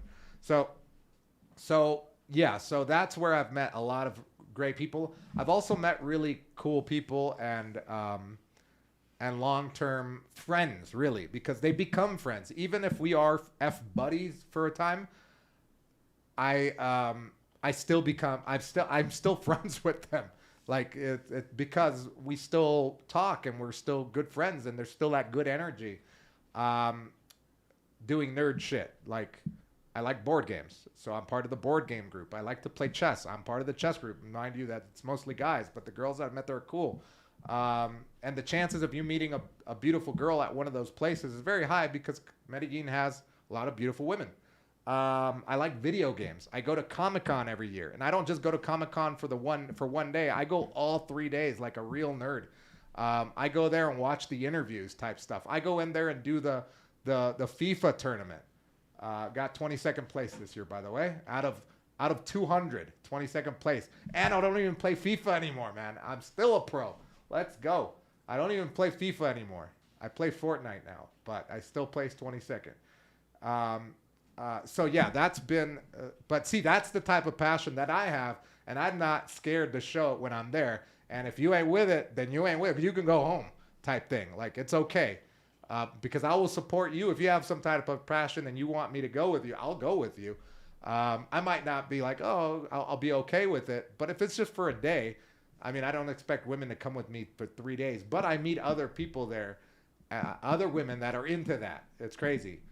I also meet mothers that are entering their children into the FIFA tournament, which I did last year.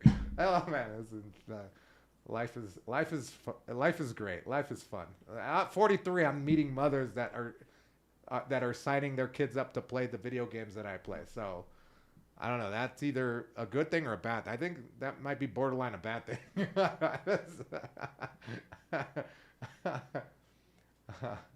um, yeah, is there a board games group there? Yeah, click on that link that I shared above in the chat, the mdecommunity.com. There's a board game group right there. There's a couple board game groups, actually. Papi, te quiero, Felix, hombre. What's good? You're 63 years old and you speak Spanish. That's good. Speaking Spanish is good. So that was going to be my next tip, is to speak Spanish.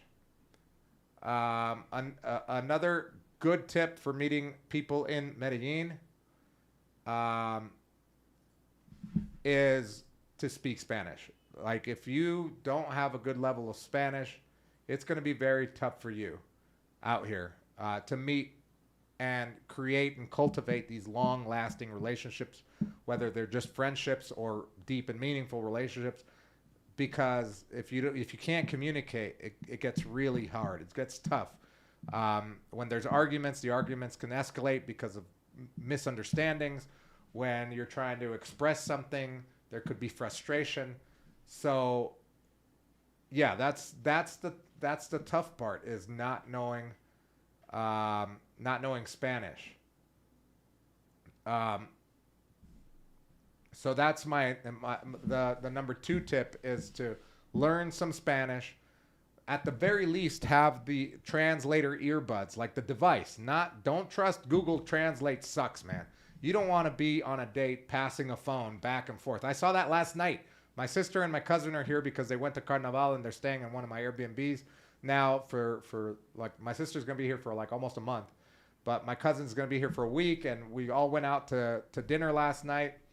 And we were at a nice restaurant in Provenza, in El Poblado, and literally right next to us there was a couple, a guy and the girl, and literally the whole time he's talking into this and would just show it to her, and she'd be like, and then talking to it, and then he'd be like, oh, and then literally eat.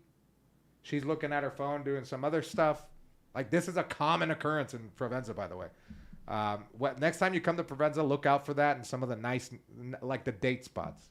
You're guaranteed to see someone, especially on a like a Friday, Saturday night type thing. But now it's like every night. These places, like if you go to the real popular restaurants, not like the shit restaurants. I'm talking about like the good ones. You'll see that all the time because there's the popular date spots for foreigners. But it's better to have at least some sort of translator that can do the simultaneous translation into an earbud so you could speak to each other without looking into a phone. Those are the best type of translators. If you know zero Spanish or very limited Spanish. If you know some Spanish, it's very fun to have and I've seen those conversations between a couple where the guy speaks some Spanish and she speaks some English, and they're having fun, like trying to communicate and achieving communication and laughing at things and having a good time. That's where it gets really fun. So that's my number 2 tip. To meet people, you should learn Spanish, know some level of Spanish. If you just aren't, if you're at level 0 or a 0 to 2 in Spanish out of 5, use a translator, a simultaneous one, invest in one of those. I use the Time Kettle one. I have the Time Kettle translator earbuds, which work phenomenally, man. You would love them if you don't know any Spanish or you come down here to meet people. And it's not just for dating, but it's also just for making friends or doing a business transaction. You go to the bank and you put one in the banker's ear, or you put it on a loudspeaker mode and one in your ear. And every time they talk, it goes right into your ear. And every time you talk, it goes out the speaker in the Colombian accent, mind you, because you could just set it to a Colombian accent and to recognize some of the Colombian slang too. That's how advanced we are. And it's only going to get better with AI. At some point, we will all know every language because we'll be wearing those giant freaking glasses and it'll be just translating it to us simultaneously, right? But for the meantime, those translator earbuds are great. But the best thing to do is to learn Spanish. I've heard that Babbel is the best app to use. Instead of like Duolingo, use Babbel. And then if you really want to learn Spanish, use something like Rosetta Stone, where you actually take a course and you're taking actual lessons. Obviously, the best thing would be to have a teacher, a tutor as well. So any way that you can learn it, the best. Learning Spanish not only opens up the avenue for communication, but also for understanding the culture, because once you learn the language, you can understand the nuances within the language and the slang and the colloquialism, the idioms. You can understand why people say certain things at certain times. You can understand why certain words are being said to you when you may have thought they were offensive, or maybe you were thinking that they're falling in love with you because they say, they're calling you my heart, my life, my sky, my heaven. And you're like, wow, this person really is into me. But then the woman at the corner shop, when every time you buy a Coca-Cola from her, tells you, no, muchas gracias, mi amor, mi cielo, mi vida. And then you realize, oh, every woman says this. Maybe she's not that into me. So there's just little things like that can help when you know the language. Teach us some Colombian slang. Well, when it comes to dating women, they always say amor. Amor, couples say it between each other. It's like saying babe in English. When you call your girl babe, that's in Medellin, they call each other amor, and then they abbreviate that by saying mor. But if a girl that you don't know that you're trying to date calls you mor, that's different. That doesn't make sense. It's one of those things it's off. If someone that I don't know, but let's say we're both on a dating app, or somebody that I don't know and I just met, like on the street or something, and she's like, "Que amor." I always say, wait, no regular woman would say that to me. Maybe when I was in my 20s and she's in her 20s. That I know that type of communication is normal within young people for young people. But like a young girl or a younger girl calling me more without knowing me, I understand that as not a red flag per se. I'm not going to say that, oh, that person's bad and they're going to rob you, but it's probably someone I'm not going to be compatible with. I can note that right away. Through my experience of dating here and meeting people here, I know that someone that calls me more right away on a dating app or in person, we're probably not going to be compatible because it's going to be a different social level, a different economic level. It goes down to that, guys. Like, it's the same story that I'm telling you about if you go to Los Angeles and you swipe on Tinder and a hood girl, you match with a hood girl, and then she says some slang from South Central to you, you already understand because of your understanding of the culture, the language, that we come from two different worlds and it's probably not going to be compatible. There's probably going to be at some point an exchange of goods. I'm telling you that right now. Bebé, it's the same thing. Bebé is normal, like even between friends. I have friends that will call me bebé. Like, ¿qué hubo, mi bebé? ¿Cómo estás? O ¿qué más pues, bebé? Like, girlfriends that will say that to me now. But for someone that doesn't know you to say that to you, could be, especially if you're an older guy. Remember, I'm not saying this, I'm not giving advice to people that are 25 because I'm not 25. My prime is through. I'm talking about middle-aged guy, and here you're probably meeting younger women, talking like 10 years younger. And if she's in her 30s, she's probably not saying that. It's very, very rare. And if she does say that, it's because she knows you. Number two. Number three, if you're going after super young women that are like 20 years younger than you, then that's where the compatibility issues start. And it starts with that language.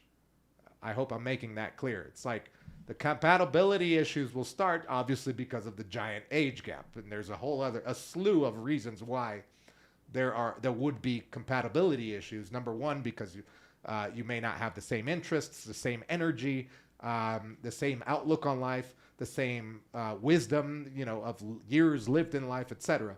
And then second, there's social, economic, and social and economic reasons why there will be such a disparity in the compatibility, right? So, and you can realize that as soon as they open their mouth. That's one of the things that you can learn if you learn the language. Dinell says, oh man, that MDE community link you sent is amazing. I told you, man, you'll dive deep into that, and people are super active in those groups. It's super fun. Julian Hurtado says, I met a girl in El Doradal, and she lives in Medellin. She was calling me mi amor, mi vida, etc. She wanted to meet so bad, and that is kind of weird, so I did not follow. Yeah, exactly. Exactly. There's a motive behind that, and I know El Doradal. A girl is not going to meet a gringo or someone from the United States or from another country living in El Doradal very often. So if she comes to Medellin and meets someone like that, for her it's like it could be her ticket out, right, of this poor town that she lives in and the poverty that her family has lived in for probably decades, if not centuries.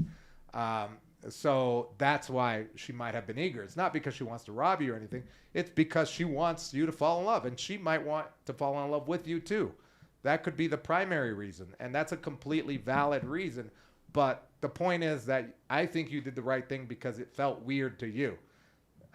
You didn't say, oh, this might be, I know that this could be bad, but she's hot, so I'm still going to meet her. That's where people fall into what they call a trap, or fall into uncomfortable situations, or even worse, into deadly situations.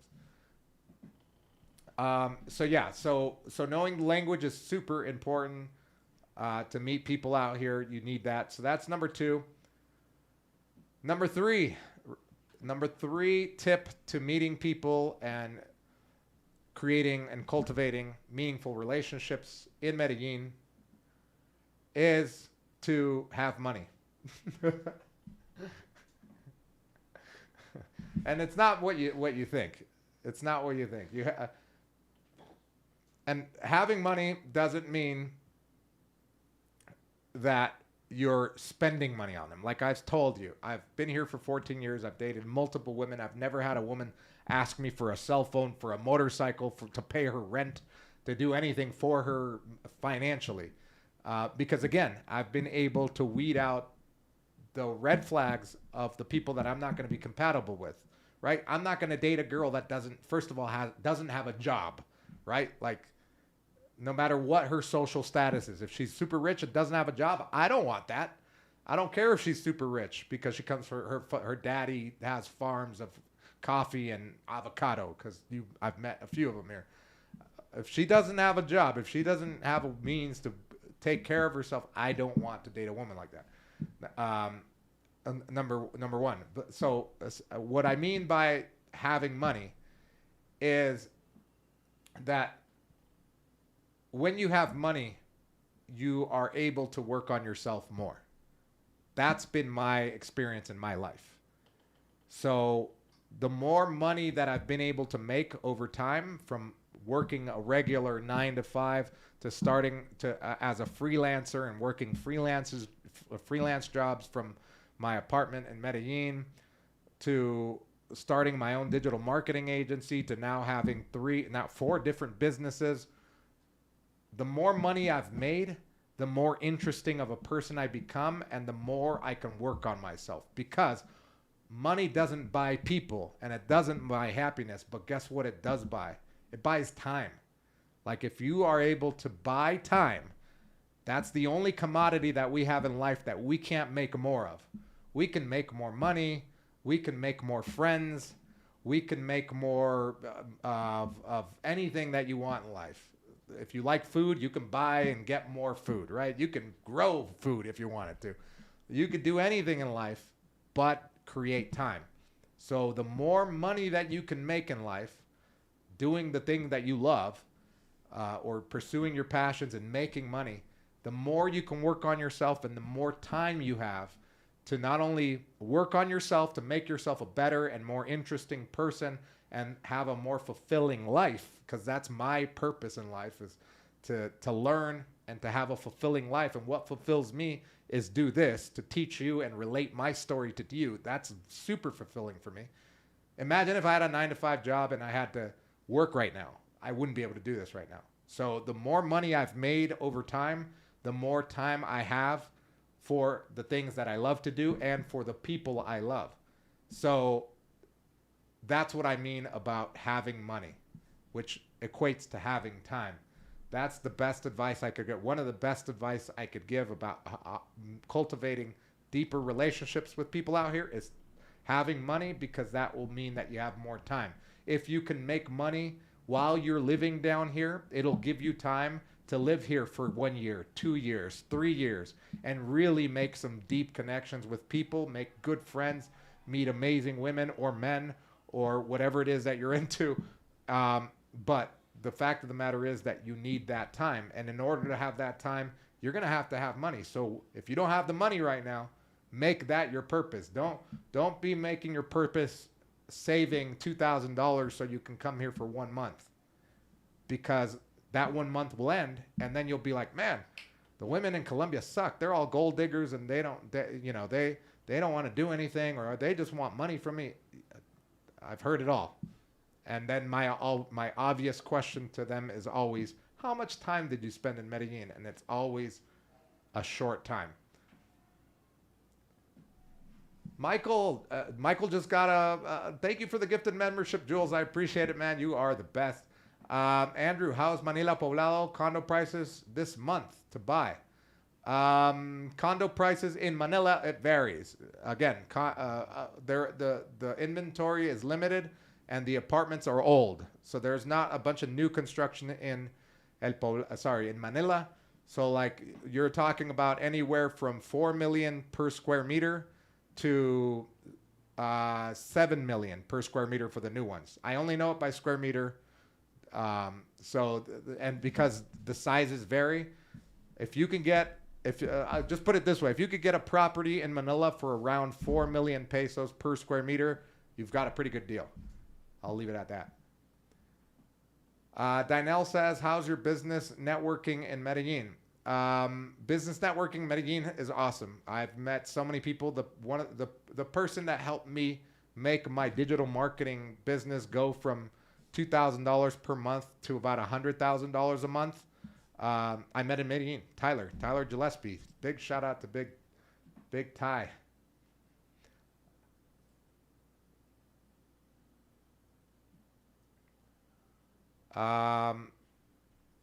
Yeah, so yeah, business networking is great because again, the people that are here long term in Medellin have figured out how to make money long term to stay in Medellin. They're not here because they have a regular 9 to 5 and they're working in the U.S. and coming here for a month. They either have a remote job that pays them pretty well, or like the friends that I have, they're all online entrepreneurs. They figured something out that I can learn from, and those groups are here in the MDE community. There's an entrepreneur group. Yeah. Hey Andy, 1942 is picking up girls in the gym. 1942, is that? Are you talking about the tequila? Oh, you're Jamie. Jamie, what's up, Jamie? My God, Jamie, I can't wait for you to come back. Is picking up girls in the gym frowned upon? If not, how do you recommend smaller gyms or normal gyms? Yeah, I don't see a lot of Colombians picking women up in the gym while working out. It usually happens after. So if you could catch one leaving or coming in, that's when it happens because believe it or not, Colombians are, especially the girls that work out and that are working out consistently, they go there to do their work. They're not there to like screw around. Because again, especially the smart fits, the bigger gyms, they get pretty full. I'm sure you know this if you've been to the gyms out here. So they want to get their workout in, and a lot of the times they're working with a trainer. They don't not or with a buddy, so they're not there to socialize. I know I dated one of them, like a fitness girl, and she's like, "Yeah, I don't talk to anybody. I put my music on, and I'm there to do work." So she said that one of the biggest annoyances she had, and this is just one person's opinion too. Her biggest annoyance was when a guy would come up and want to just. And she knew that the reason was because he wanted to talk to her, but she'd be like, "Hey, can I share this machine with you?" And she'd just say, "Yeah, just go for it. I'll come back." And then he would get the hint, right? So like, so it's not very common. At my gym, I never see guys like picking up on a girl. It's very, I wouldn't say it's frowned upon. It's just not common. But I've talked to girls after the gym. Like there's a little smoothie bar at my gym, which is great, and it's always full. So after my workout, I would sometimes I get a coffee if I go to early workout. If it's in the evening, I'll do the smoothie there, and talk to whoever's there. Even the girl that was working there was hot at one point. And I was talking to her, and I would make her laugh, and because I'm vegan, and I'm like, oh man, I don't want, because they would never have the vegan protein that I wanted, and she'd always know. I'm like, can I have a smoothie today or not? She's like, nope, but I got some chicken for you. And I'm like, oh God. So we would have fun like that. And so it's a different dynamic, but yeah, I hope that answers your question. 1942. Oh my God. Dynell says, man, that's sick. That's sick. Where do you usually meet those people? Wait, what people? Oh, like entrepreneurs? In the entrepreneur groups, man. In the entrepreneur groups, in any groups where long-term expats or people that are living here long-term go to. Like even the hiking group. Like expats like to hike. People that live here like to hike. So you might meet someone that owns a business and is just hiking that day. And you'll know, oh shit, he's pulling up in a G-Wagon. I'm going to be hiking with that guy. Like that's what I would do. When I was younger, I was hungry for mentors, man. If I saw the guy pulling up on the G-Wagon, that's the guy that I want to sit at his table, and I want to pick his brain because now is my chance and make friends with that person. So yeah, thank you, Jamie, for the $4.99 dono. When are you coming back, by the way, Jamie?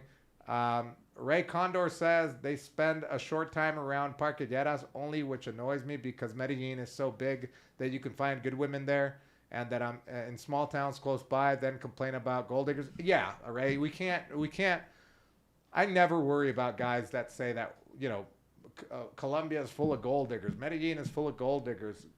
Yeah, of course they are. If all you're hanging around are prostitutes, of course they are. Like, that's their job, to dig you for gold. or I guess you're digging them and they taking the gold. So you're doing the digging and they're taking your gold. Oh my gosh.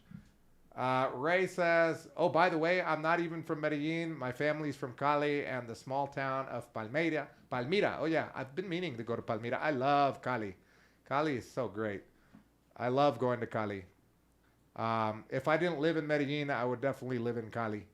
Antonio Cardenas says, waiting to transition into my remote job. Once I do, I'll be getting at you for the move to Colombia. Yeah, Antonio, make sure to join the Medellin Dream Academy. The description is in the link is in the description below to the Medellin Dream Academy. It's a community where we all are there to learn about moving to Medellin, what life is like in Medellin. That's why we call it the Medellin Dream, because maybe you're not here yet, or maybe you're here, but you're here for a short time, but you want to come back and make this your full time. So we talk about how to live here full time, including how to, work online remote, ideas for working online remote, networking with people that also have that motivation to work online remote, maybe start a business remote, maybe find a steady job remote so that you can fund your life in Medellin. That's the basis of the community. I suggest you join that. You're going to be here in 2 weeks, Jamie. Let's go. Yabba Dabba Doo. Hello, good evening, sir. Yabba Dabba Doo, you got gifted a membership. I see the little skull next to your name. You got gifted a membership by Jules. Thank you, Jules, again for the gifted membership. All right, so finally, the last piece of advice. Okay, so recap.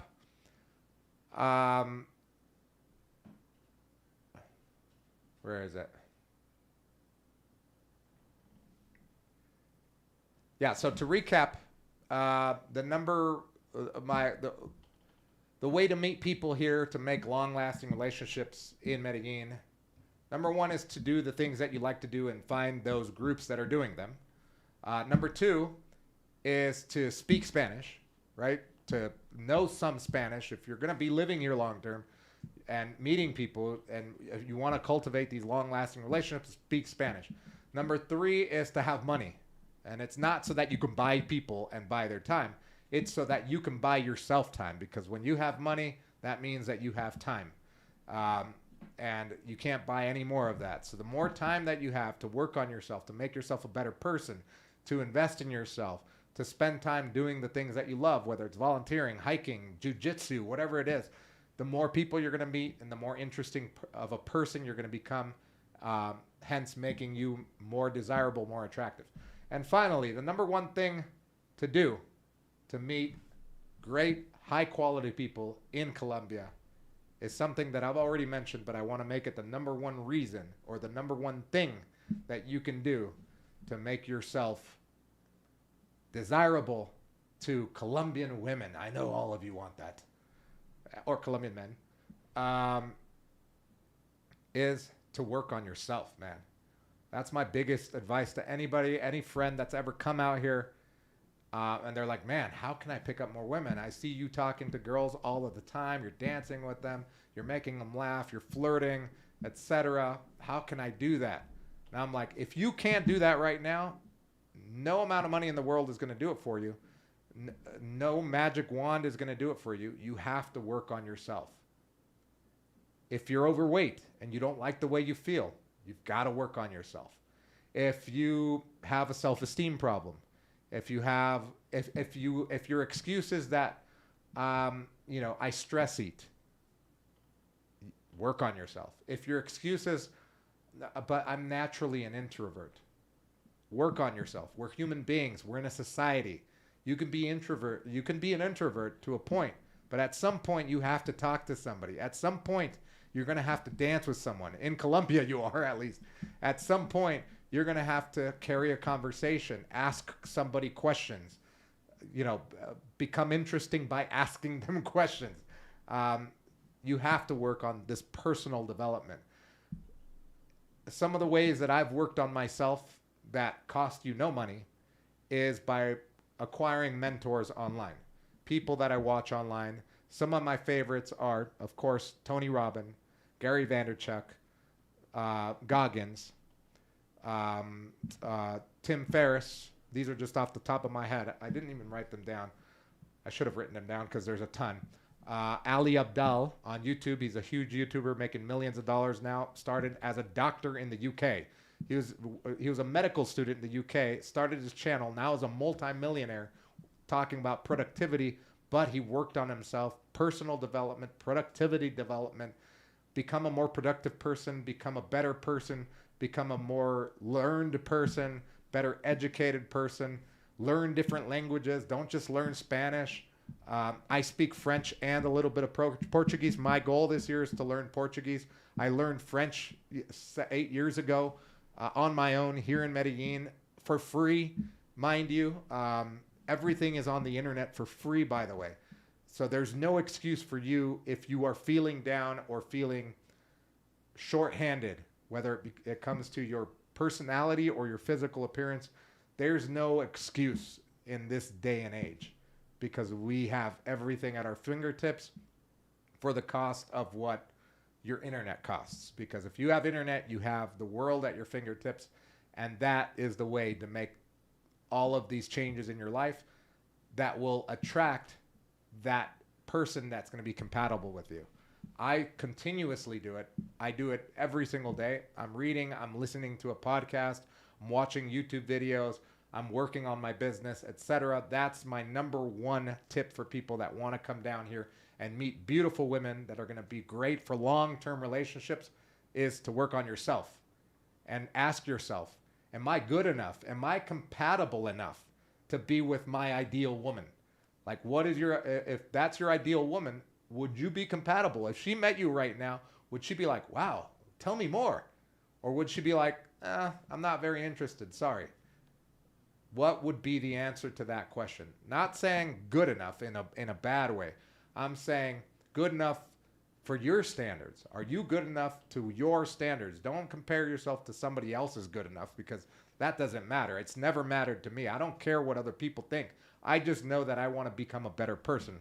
I want to be more caring. I want to be more educated. I want to be more productive. That's like a huge thing in my life, being more productive. I use tools online and I've learned them. Every time there's a new tool, I learn about it. One of my favorite tools that I use right now is Notion. And I learned Notion, and I just watching YouTube videos, and I use it for productivity. I use other things for productivity as well. I want to become a bigger giver of things in my life. I don't care about material things anymore. I'm 43. I don't care about buying. I've bought the apartments. I don't care about buying them for me anymore. I don't care about acquiring money for me anymore. I'm going to have a kid. That's for what that's going to be for, right? To raise him to become a great person as well. Not to give him the world, but to raise him to be humble and to be modest, to be hardworking, but not to lack the things that they need in order to become a great person as well. So those are the things I work on. And since I started working on myself, ever since I got out of prison when I was 24 years old back in 2004, and I started that journey of personal development, I became more attractive, and not just to the opposite sex, but even to friends, but just making friends and acquiring mentors. One of my greatest mentors that I worked for in Southern California, in Newport Beach, millionaire bankruptcy and real estate attorney in Newport Beach. He never hired me for money. I only solely worked for commission, but he mentored the hell out of me and made me into, I guess not made me, because there were other mentors, but started to mold me into the entrepreneur that I am today. And it's because I was willing to work for free. I was willing to do that for free, to work on myself. I sacrificed. I didn't have anything to lose. I had already lost my freedom. I didn't have any lower in the barrel to go. So that's my biggest advice, guys. I don't know. Take it as you will. Giovanno, what's up, Giovanno? Great advice. In the 14 years of going, the magic has always been meeting local friends and getting introduced to others. It works every time. Exactly. Panda says, are you familiar with the child support laws in Colombia? In New York, the court can make you pay up to 25% of gross income for just one child and more for 2 children. I am very aware of the laws here. I have a couple of attorney friends, and again, I don't worry. I do not worry about that at all. I don't have it all figured out yet, but I don't worry. I don't worry, man. It's like that's the least of my worry. My kid and my girlfriend, My baby's mama will never go without. I know that for a fact. They will never go without. I have more than enough to give them, and I will continue because the more I give, the more I receive. So I'm this year I'm going to be making more than I did last year, and I'm sure it's going to continue that way until I decide I don't want to do anymore, or just my investments will grow naturally through the beautiful thing that is called compound interest. So I don't worry about that. And again, that's 25% of your gross personal income. Remember that, by the way. Warren Kenner, what's up, Warren? How's it going? I've been a pro cam model for 5 years and got interested in Antigua because it's the cam model capital of the world, and I'm just a passport bro that's in too deep. What? B2 Spanish. I've been studying the culture. Interested in Medellin for way. So what's the question? I don't know. Is there a question there, or is this just a statement, Warren?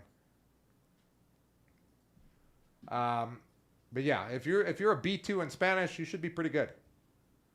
You should be really good, Warren. B2 is like intermediate. You should be good for conversing there. You're just a passport bro. Yeah, but there's no. So I don't know. I'm aware of what passport bro are now because I've done some research because there's channels on passport bros. And I think that there are some that are just misrepresented or misunderstood. So it depends on what type of passport bro you are because now there's types. But no, I don't think he's trolling. Yeah, because being a passport bro, in my opinion, is not a negative thing, to be honest.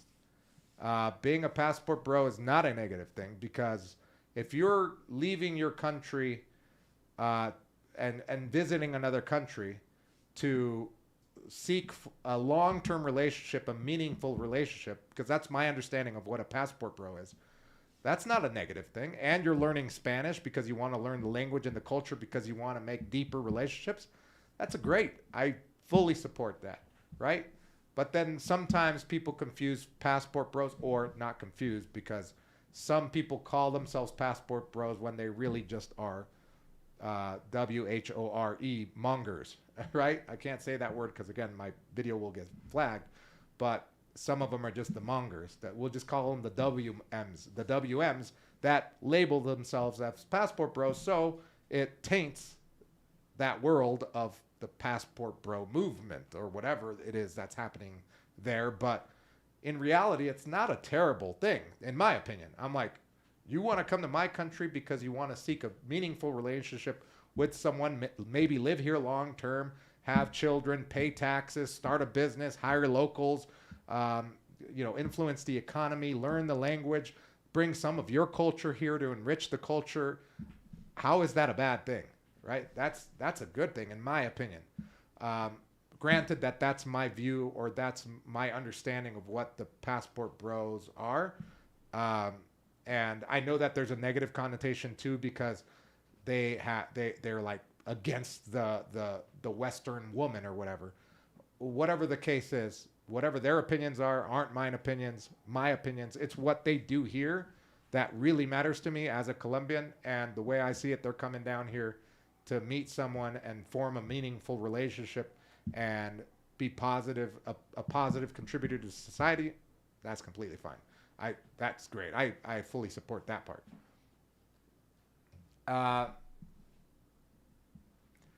Warren, yeah, exactly. Warren, I love that, man. I think you're going to do great, especially if you're a B2 student in Spanish. You work on yourself. You have good intentions, and you're meeting high quality people while you're doing it because you're doing cool shit out here, like, you're following your interests, etc. You're going to be absolutely fine. You're going to have a great time. You're going to love it, man. I really appreciate that comment. I didn't think of it as a troll comment because I've seen you on my lives before and you're not a troll. So I really respect that. So yeah, whatever it is, as long as you're doing a good thing down here, you're fine. All right, guys, we've went over 2 hours. Holy cow, it's 2 hours and 4 minutes. All right, guys. Thank you so much for being here. Again, I highly appreciate you guys. Make sure to check out the Medellin Dream Academy. The description is in the video. The, the link is in the... All right, let me do that over for the video. Thank you so much for watching this video. Make sure to hit the like and subscribe button. Also, make sure to click the link in the description below to the Medellin Dream Academy. It's a free community where you can talk with me once a month on a live Zoom call about moving to Medellin. And on top of that, we talk about making money online and working online, etc. Medellin Dream Academy. I'll see you guys there. Thank you for your time. No worries. Thank you, guys. Hope you guys have a great rest of your Valentine's Day. I'm going to meet up with my girlfriend. I don't know where she's at, actually. Should have probably checked. All right. I'll see